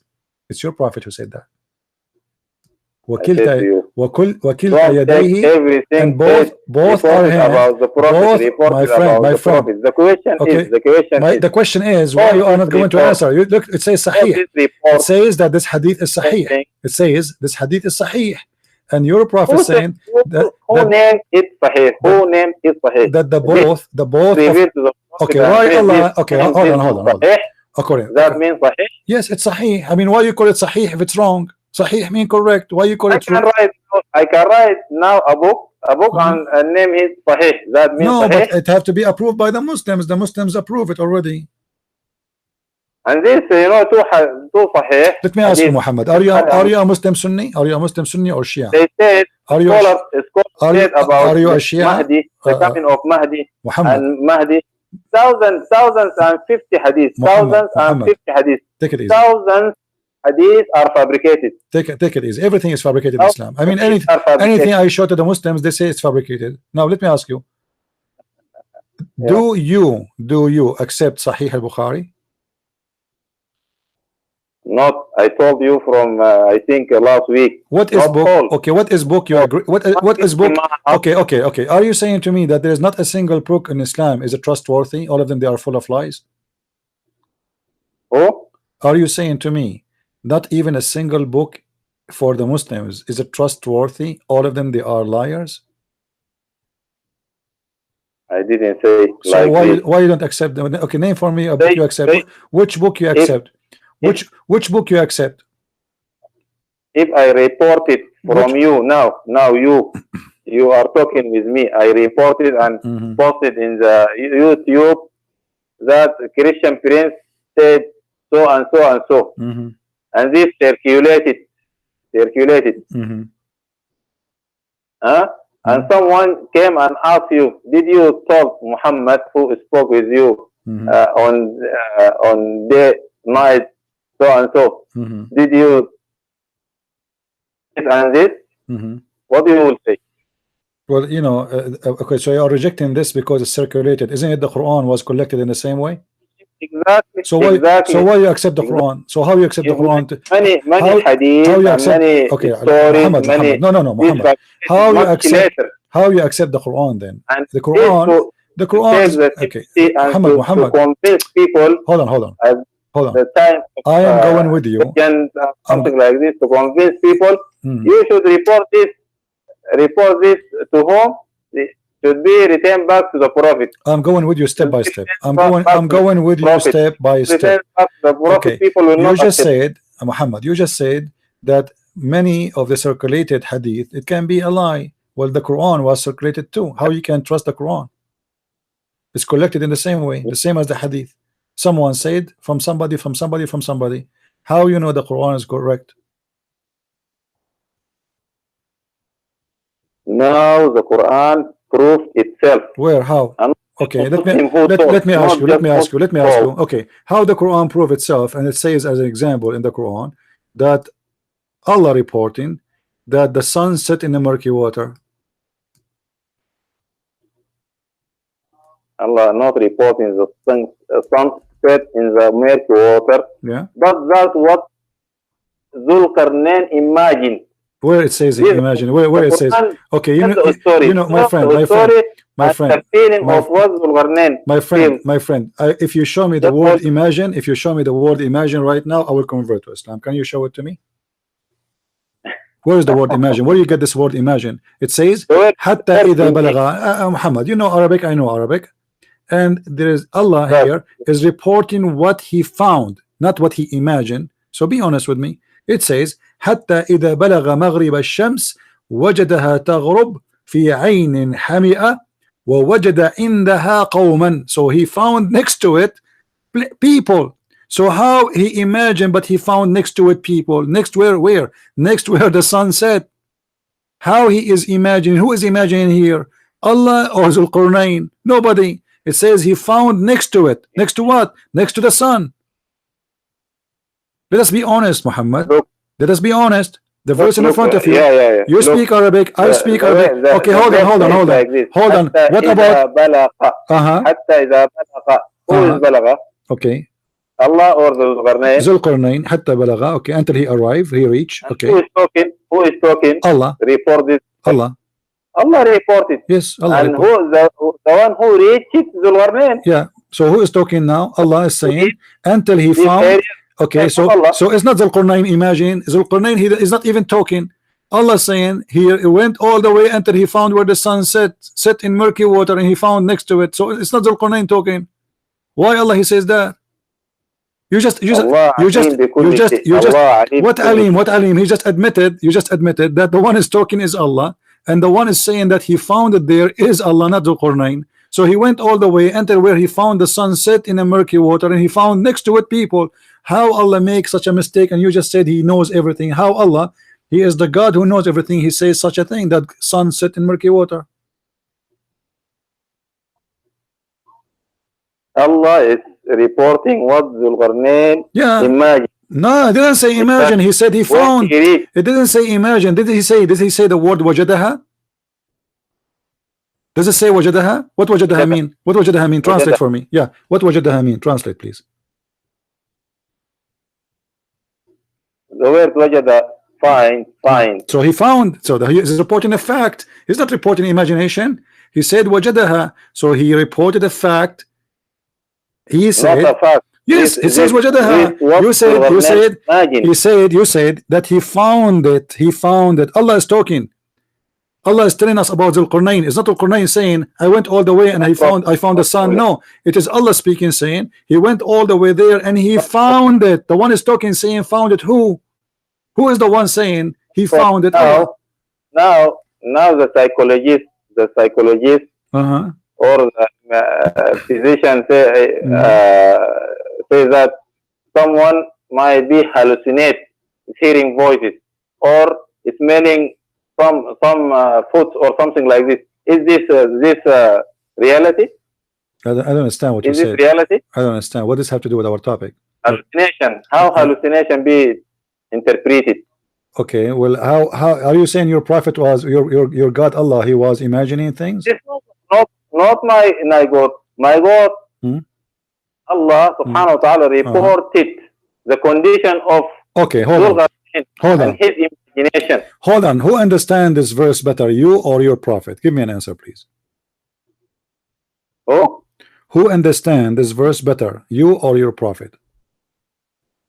The meaning of this verse. Who is My the one who prophet. understands it of course, better? my prophet. Okay. Do you know what your prophet he said about this verse? Well, What he said about this verse? Do you know? what he says, yeah. I'm asking you. Do you know what he said about this verse? Do you know There are many hadith. what hadith? Okay, name one for me. I don't think you know any hadith about them. Name one. You are just because you are scared now of what I'm going to say next. So you said there's many hadith, but I am sure you do not know even one of them. Name one for me. Okay, now I am opening, Ibn Jarir al-Tabari interpretation. No, give me the hadith. Give me the hadith your prophet said about this verse. What your prophet said.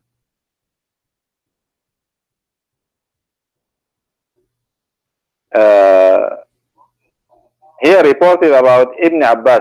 Abbas said that وجدها تغرب في عين حمئة قال ذات حمأة. So he just agreed with me, Ibn Abbas. Thank you very much. No, I not agreed with you. What do you mean you don't agree? He just agreed. Just read for me that Ibn Abbas he said the same as I say. No, I didn't agree. But please don't put word in my mouth. My friend, Because I said to you from the beginning. I'm not putting words in your mouth. You just admitted that Ibn Abbas agreed with me. Okay, did Ibn Abbas says he found it sitting in the murky water? Did he say that? Yes. So why you are saying he did not say that? Why you are saying that what in my word? Okay, here we go. Okay, look. This is Ibn Abbas. Ibn Abbas. Listen. This is Ibn Abbas in front of me in English. I want you to read with me in the screen, please. It says, this is the official government website of the Kingdom of Jordan. All right? This is not my website. This is not a Christian website. This is Muslim website. It says, until when he reached the sitting of the sun place, where it set, he found it sitting in a muddy spring, Ainun Hamia, spring containing Hama, which is a black clay. It is sitting in a spring, is described in etc. and as seen from the perspective of the eyes. Otherwise, this is far longer than the size of the world. Do you agree with this? Do you agree that this is a correct interpretation? Which is this Tafsir al-Jalalain. Yeah, this is a Jalalain. You want, if we can change it. Al-Jalalain, he don't agree with Allah. Allah saying he found it sitting in murky water.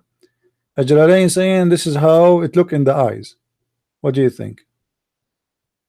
This is his Okay. his Let us choice. see. This Okay. is choice. Let us see what Muhammad Nobody said. blame, Okay, let us see what him Muhammad saying. for that. Muhammad, he know better than Al-Jalalain. But- I think you agree, right? Look what Muhammad he said. I was sitting behind the messenger of Allah. Listen, But listen, Muhammad. Listen. this Let us finish it but with Muhammad. criteria Who and knows? standard. Who knows? to follow. Who knows this better? Muhammad. Let us see what Muhammad said. I was sitting behind the messenger of Allah. Who's talking? Abu Dharr. You know who's Abu Dharr, right? I was sitting behind the messenger of Allah, who was riding a donkey while the sun was setting. He asked, do you know where this set, which means the sun?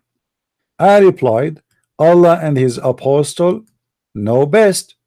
He said, it sets in a spring of a warm water. So do you think your prophet he got it wrong too? Not my prophet got it wrong, So but the one who reported him, because the Quran itself. what do you mean everyone reported? The Quran reported clearly. It says that he found it, and Muhammad he confirmed that. So now both in agreement. This is Abu Dharr. This is not anyone. This is Abu Dharr. This is not any reporter. This is one of the most trustworthy reporter in Hadith. And in the website there it says that this is a Sahih chain. It's a trustworthy. Have no problem this Hadith.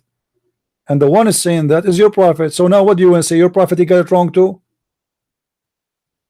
No. What? No. The one is talking there. Who is your prophet? The one reporting the story is who? Is you Muslims. Is the companion of the prophet. Reported The hadith- about my prophet. Yeah. But my prophet didn't say that, because the Quran itself, the Quran itself says in Surah Yasin, in Surah Yasin, والشمس تجري لمستقر لها ذلك تقدير العزيز Thank you very much, guys. Did he mention this verse? عليم. Okay, he is the one who said. والقمر قدرناه منازل Okay. حتى عاد كالعرجون All right. القديم. Okay. You are the one. Just wait. Let me show you. الليل سابق النهار محمد. كل في Muhammad. فلك وكل في فلك يسبحون في Alright. فلك يسبحون. Okay, let me What show does you. that mean? Let me show you what your prophet said about this verse. Your prophet he explained it. Just wait. You showed me a report. No.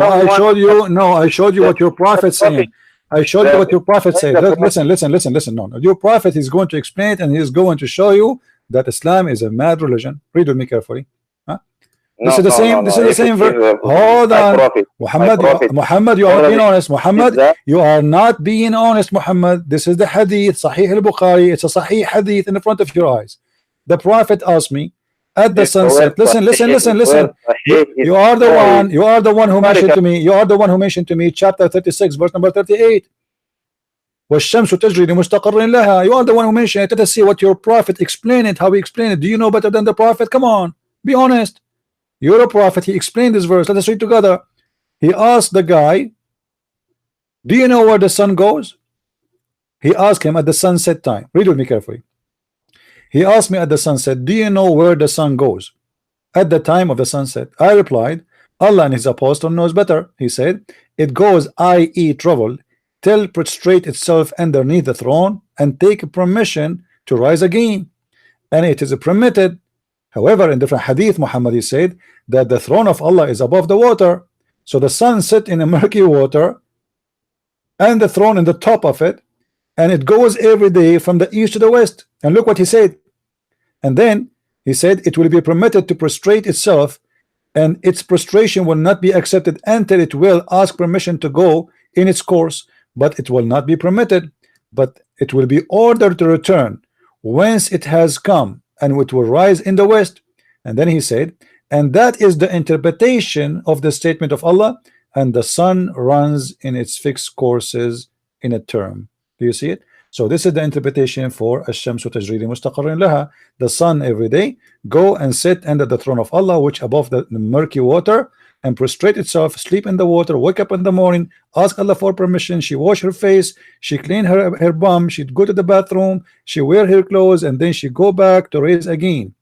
Do you accept that? And this is Sahih al-Bukhari, hadith number 3199. Your mic. What do you say? I said to you, huh? Mm-hmm. Yes, there are many reports about the Prophet, but the Prophet might have said one sentence or something like this. Mm-hmm. But when this story is being circulated, many sentences being added to them. Mm-hmm. So what you see now. So let us make it simple. Let us make it simple. The interpretation. Okay, Muhammad, you are saying, Muhammad, you are saying to me, all of you Muslims are a bunch of liars. You lie. All those stories, Muhammad did not say them. You are saying that, right? Muslims are a bunch of liars. They fabricated stories about Muhammad, and Muhammad never said anything like this. Is that what you are saying?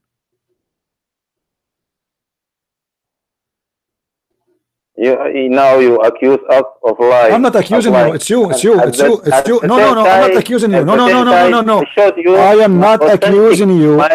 I'm not accusing you. Listen. Is this? Is this? Arabic standard, my friend? Or my friend? Keep the Arabic standards behind any standards which you know. My friend. Is that a book accepted by Muslims or by Christians? Because you know this. Mm-hmm. You can't challenge it. Mm-hmm. What do you mean can't challenge it? Can you challenge it? Arabic, okay, hold on. Can you prove to me that this hadith is wrong? If there is one scholar agree with you, if there is one scholar agree with you that this hadith is fake, just one from all the Muslim world, you know there is 1.4 billion. Can you find me one Muslim scholar refuse this hadith? Can you find me Muhammad? Muhammad, stop playing games. Stop playing games.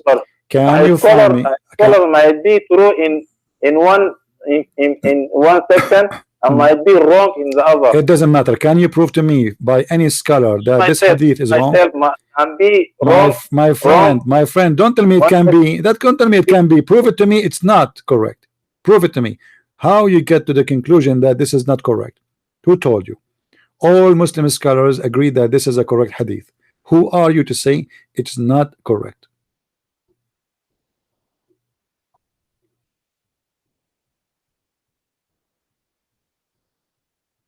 Waiting for an answer. How you know?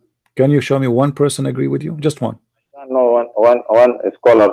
One scholar. Yeah. Who? Because many interpreted with different. Even the modern scholars, many. We don't care for modern scholar. You are one of the modern scholars. You know those scholars today. They try to cover the shame of Islam, and they. I am not a scholar. So I am not a scholar. No, you are a scholar. You are Arabic. Man, no way. You are a scholar, man. I'm learning from you.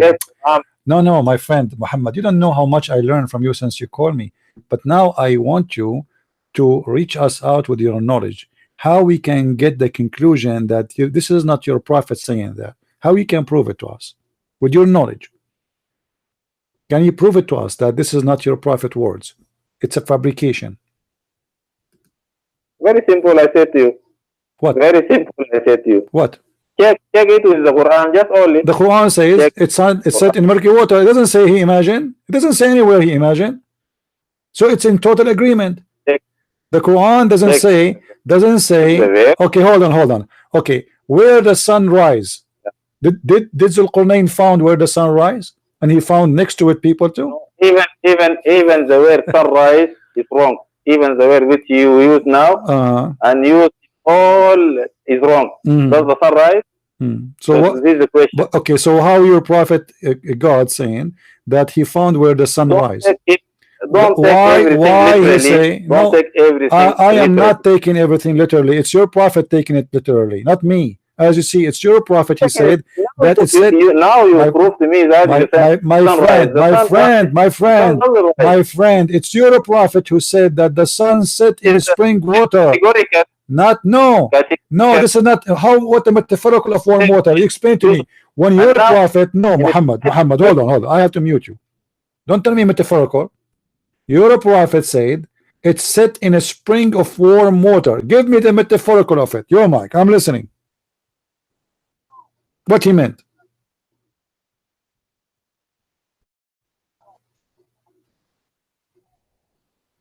What he meant. What he meant. Yeah. when he said the sun set in the murky water? What he meant?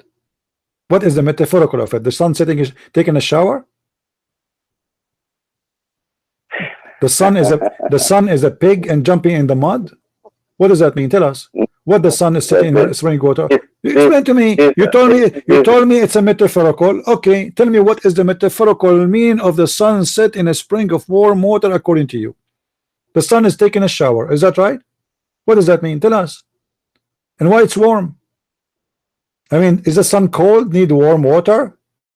Why it's warm water? And what does spring of water mean? I think the sun was dirty and taking a shower. This is the only metaphorical. Otherwise, give me the metaphorical meaning. What is the meaning when he said the sun set in a spring of warm water? Hamia. What happened? Should I grab some shampoo to the sun? Do you think the sun used shampoo? No, don't say like this. Okay, so explain to me. Don't tell me it's a metaphorical. Explain to me what the metaphorical of it. What is the metaphorical? What you said this due to the narrow imagination which you have. My friend, use your wide imagination and tell me what your prophet meant by saying that it's set in a spring of warm water. Use your imagination. My imagination is narrow. Your imagination is big like your prophet. Give us the meaning of sitting in a spring of water which is warm. Use your imagination. I'm watching and listening.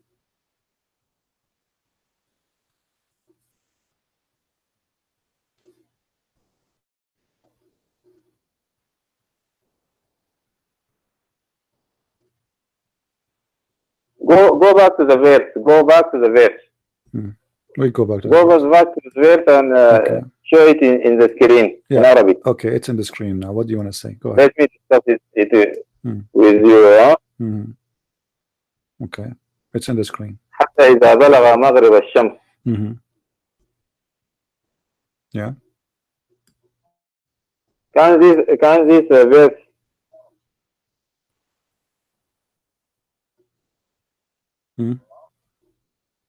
حتى إذا بلغ مغرب الشمس وجدها تغرب في عين حمية ووجد عندها قوما. Translate. I say to you حتى إذا بلغ. Who is بلغ? Who is reached there? No. This verb بلغ speak about whom? Until he arrived. Okay, so until Zulqarnain he arrived. Okay, he arrived. وجد. He arrived where? ذو No, he arrived where?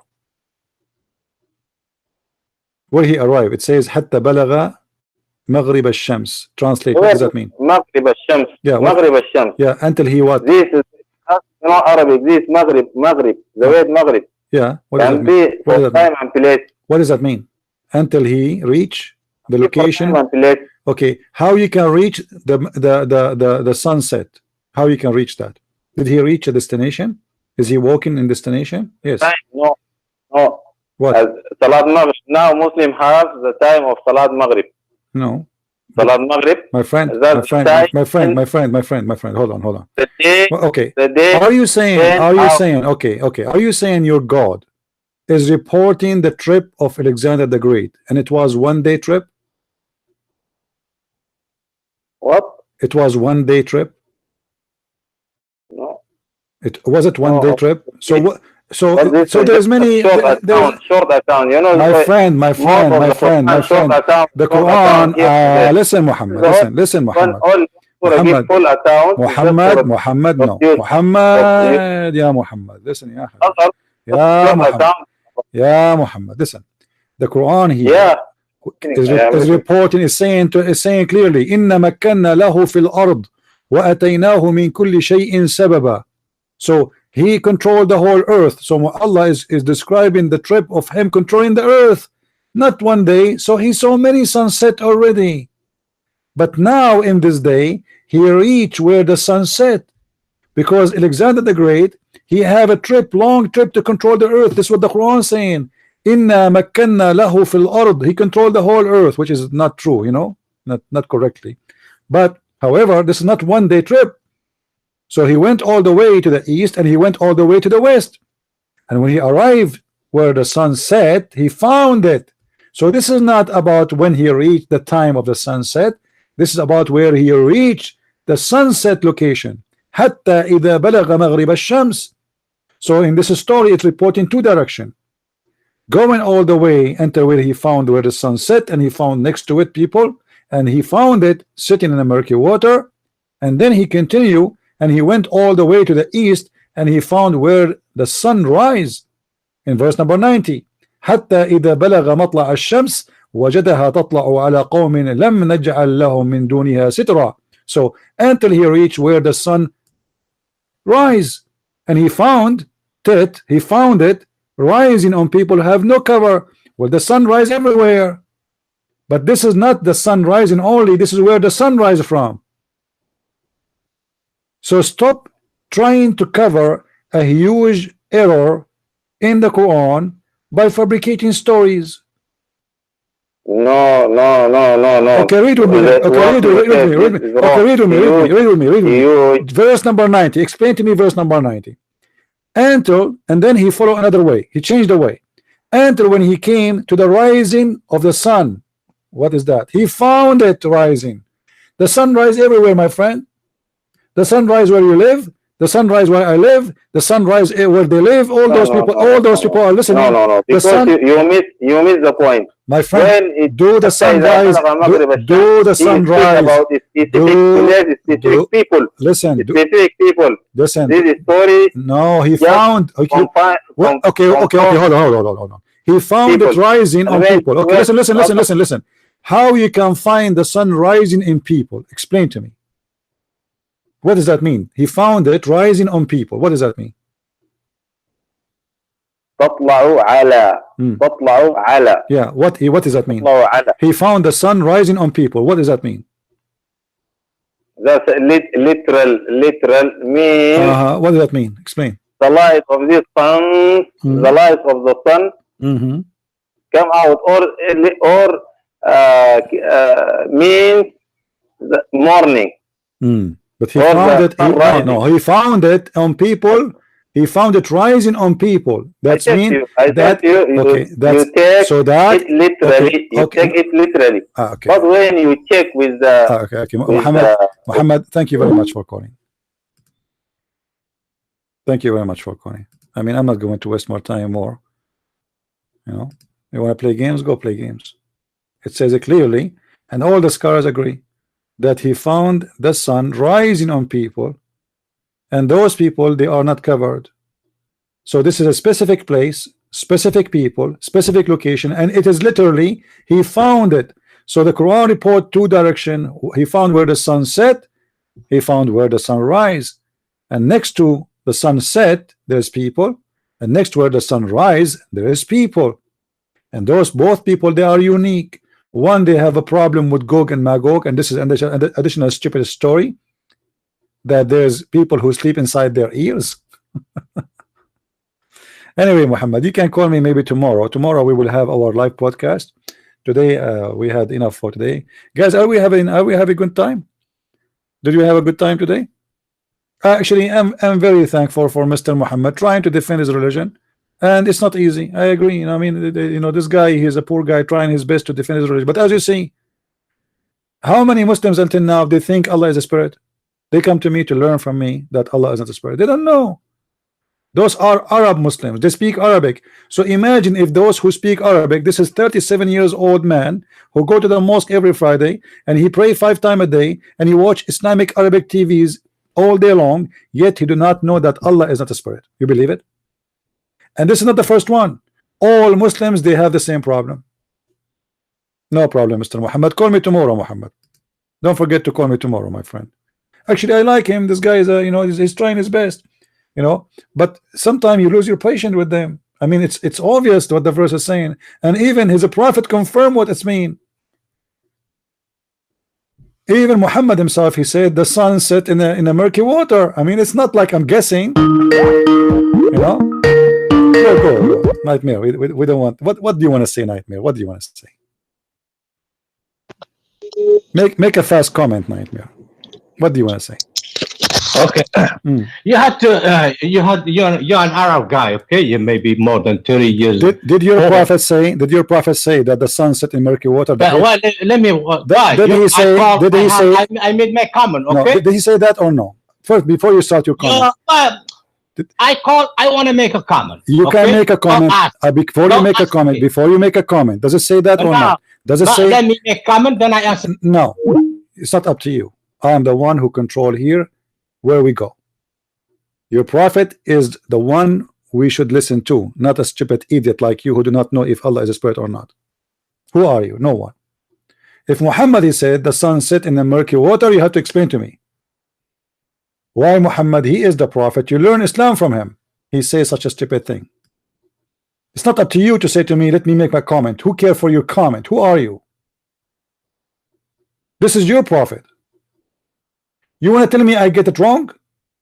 I am not explaining the verse. This is your prophet speaking. Show respect. This is the prophet of all the Abduls in the world, the one who Allah he said he is the best of mankind.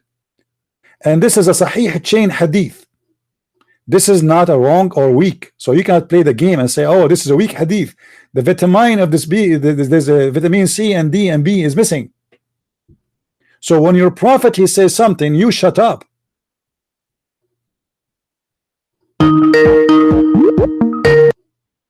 Now answer.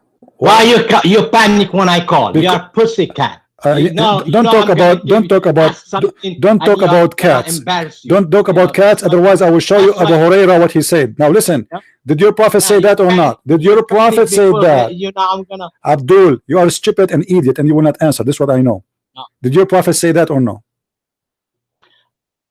Let me. Did your prophet says that or not? You can answer. You can tell me whatever you want. Start with. Okay, you want to make a comment. You want to make a comment. Start with this. Start with the hadith and make a comment. I make comment first, then I start. No, it's not up to you. I want to hear your answer about your prophet. I want you to admit that your prophet being stupid. Say it. Then fuck you. See, here we go. See, guys. You don't want to read what his prophet said, and now he have to say the F word. I thought this guy is from a good family, but look like he is coming from a trashy one. This is what your prophet said. Why you want to argue with me about what? We will argue about what? You want to give me your opinion? Tell me, what do you think about your prophet being stupid? This is what he meant, and this is what is written there. And now, because everybody is laughing at this, the Muslim they try to give it different meaning. But it was right. It was okay for the last 14 centuries. No Muslim complain, and nobody says, "Oh, this is wrong." Nobody complain. Actually, even now, as you see, it is listed there as Sahih in chain, which means nobody can complain about it. Do you see it? So let me give you my opinion. Who are you? You do not know even if your God is a spirit or not. And by the way, welcome to the club. Here we go, Mr. Muhammad, who is a nicer person, not like you, saying the F word. Shame on you. He himself, he do not know if Allah is a spirit or not.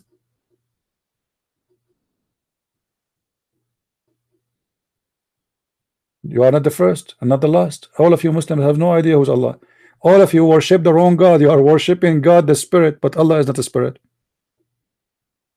You remind me, Muslims, of the Indonesian who was praying in the direction of Morocco for the last 13 centuries or 12 centuries. And just few years ago, they found that they were praying in the wrong direction. They were not praying to Kaaba.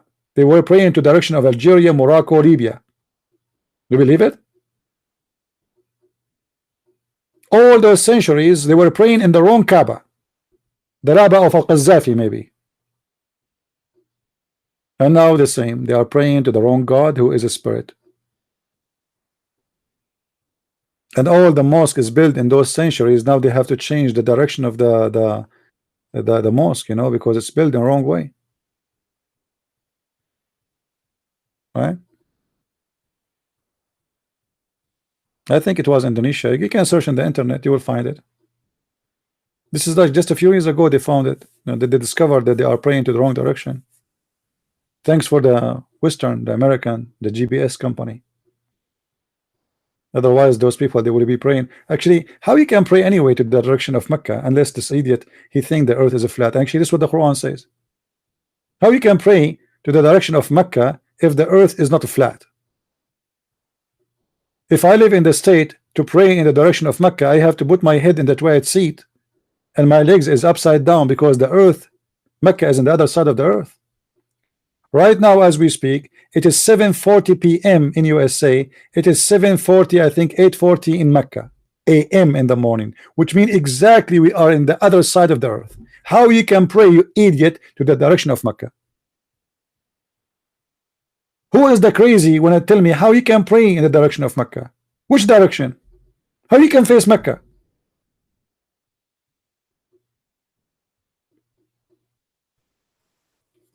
So this guy, he think the earth is flat, the sun set in murky water, Allah have a chair and he is sitting in the top of the murky water. I'm not sure why he like murky water. I mean, can't you find a clear water like in Hawaii or somewhere? Why it have to be murky? I mean, it's not even fun. Murky?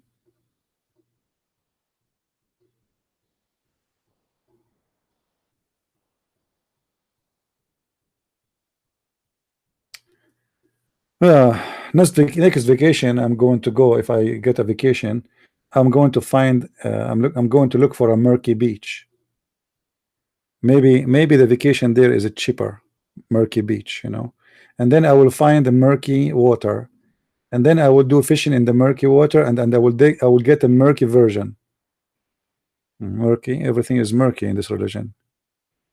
And you know, the funny, they say to you, it does not mean that. I mean, what do you mean? It says that clearly, even your prophet explaining it.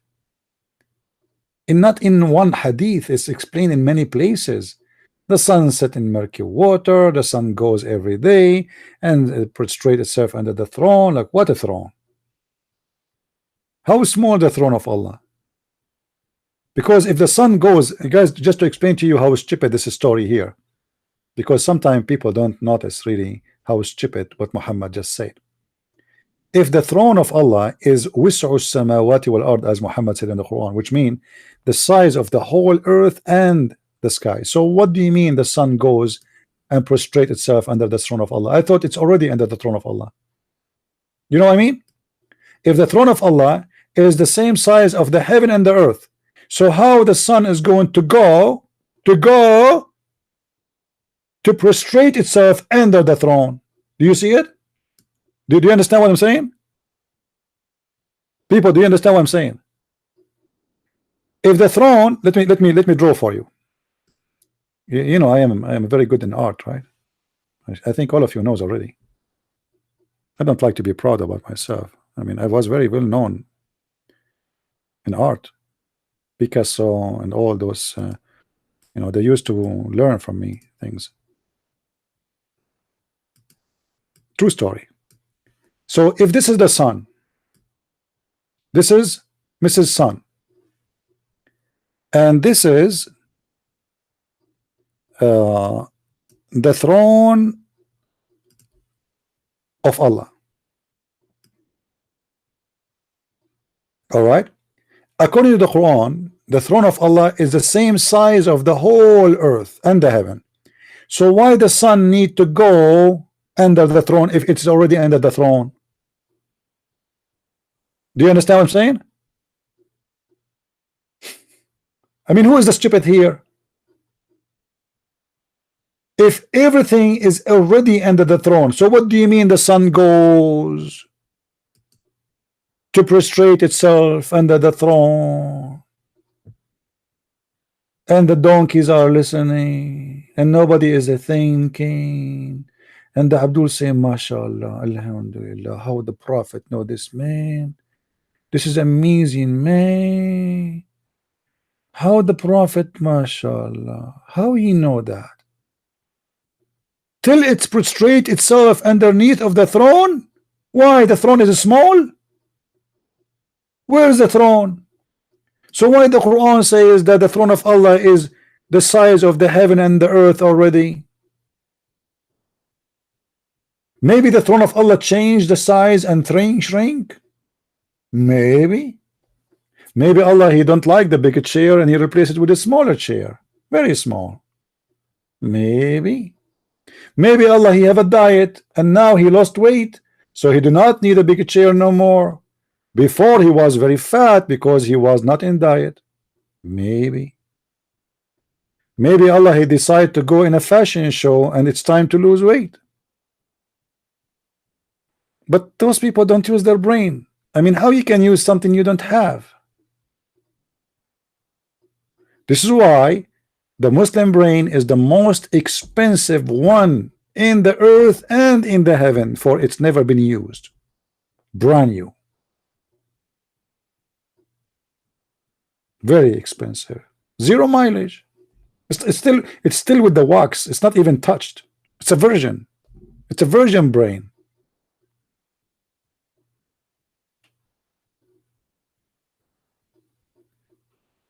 If you are a person who is watching us for the first time, don't forget to subscribe. If you are watching us from before, don't forget to unsubscribe. Because if you subscribe and unsubscribe, Allah will give you double blessing. Because Muslims, they believe in the deeds of doing good and doing bad. So if you do bad, Allah will wipe your bad deed if you do good deeds. So let us teach you something in Islam. You can subscribe, which is a bad deed, then unsubscribe from a Christian prince, which is a good deed.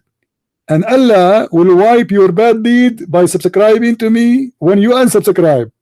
I mean, what kind of religion this religion is, man? And me myself, I cannot wait until get those versions. I am really crazy about the versions, man. All of us Arab people, we love versions, especially if they are white. We love white women, unbelievable. Those women, they will be so white to the point you will see through their bones.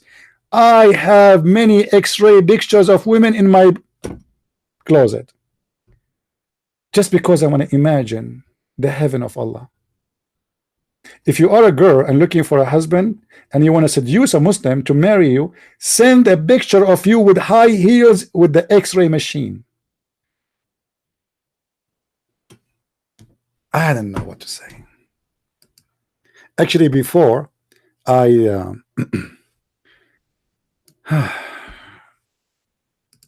I showed you how women in the heaven of Allah, they look like. It's dark here. I cannot even see my keyboard. I want to get married only for this reason, so she will turn the light for me in such a scenario. Okay, women in X-ray image. Let us see. Yeah, I found them. Oh boy. I mean, who can resist this, man? Look at this. Look at this. Oof. Oof. I'm sweating already. I mean, this is very sexy. This is very sexy. You know? Let me show you. Let me show you. Hold on.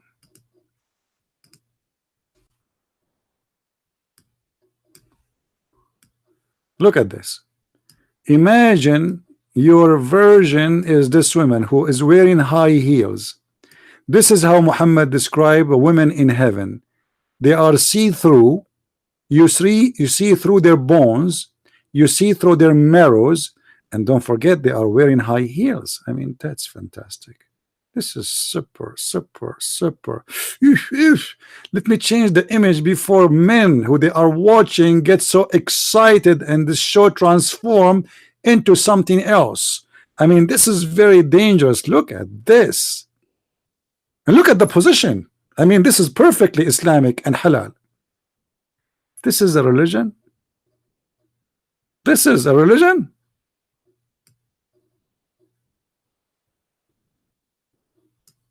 Worship Allah and believe in Allah. I mean, what kind of Allah and what kind of religion and what kind of stupidity you Muslims have? I don't know what to say. They say that he left as a donkey, he never came back as a horse. And I wonder, when you Muslims, you will come back as a horse. I wonder. It's just a wonder. Thank you guys for watching and being with us. Don't forget to subscribe and tell your friends about what we do here. And this is a Christian Prince was with you, live, exposing the false cult of Islam. Feel free to download my video, share it with your friends, and don't forget, please, just to share a link for the video. All right. Thank you very much. Christ is Lord. Islam is false.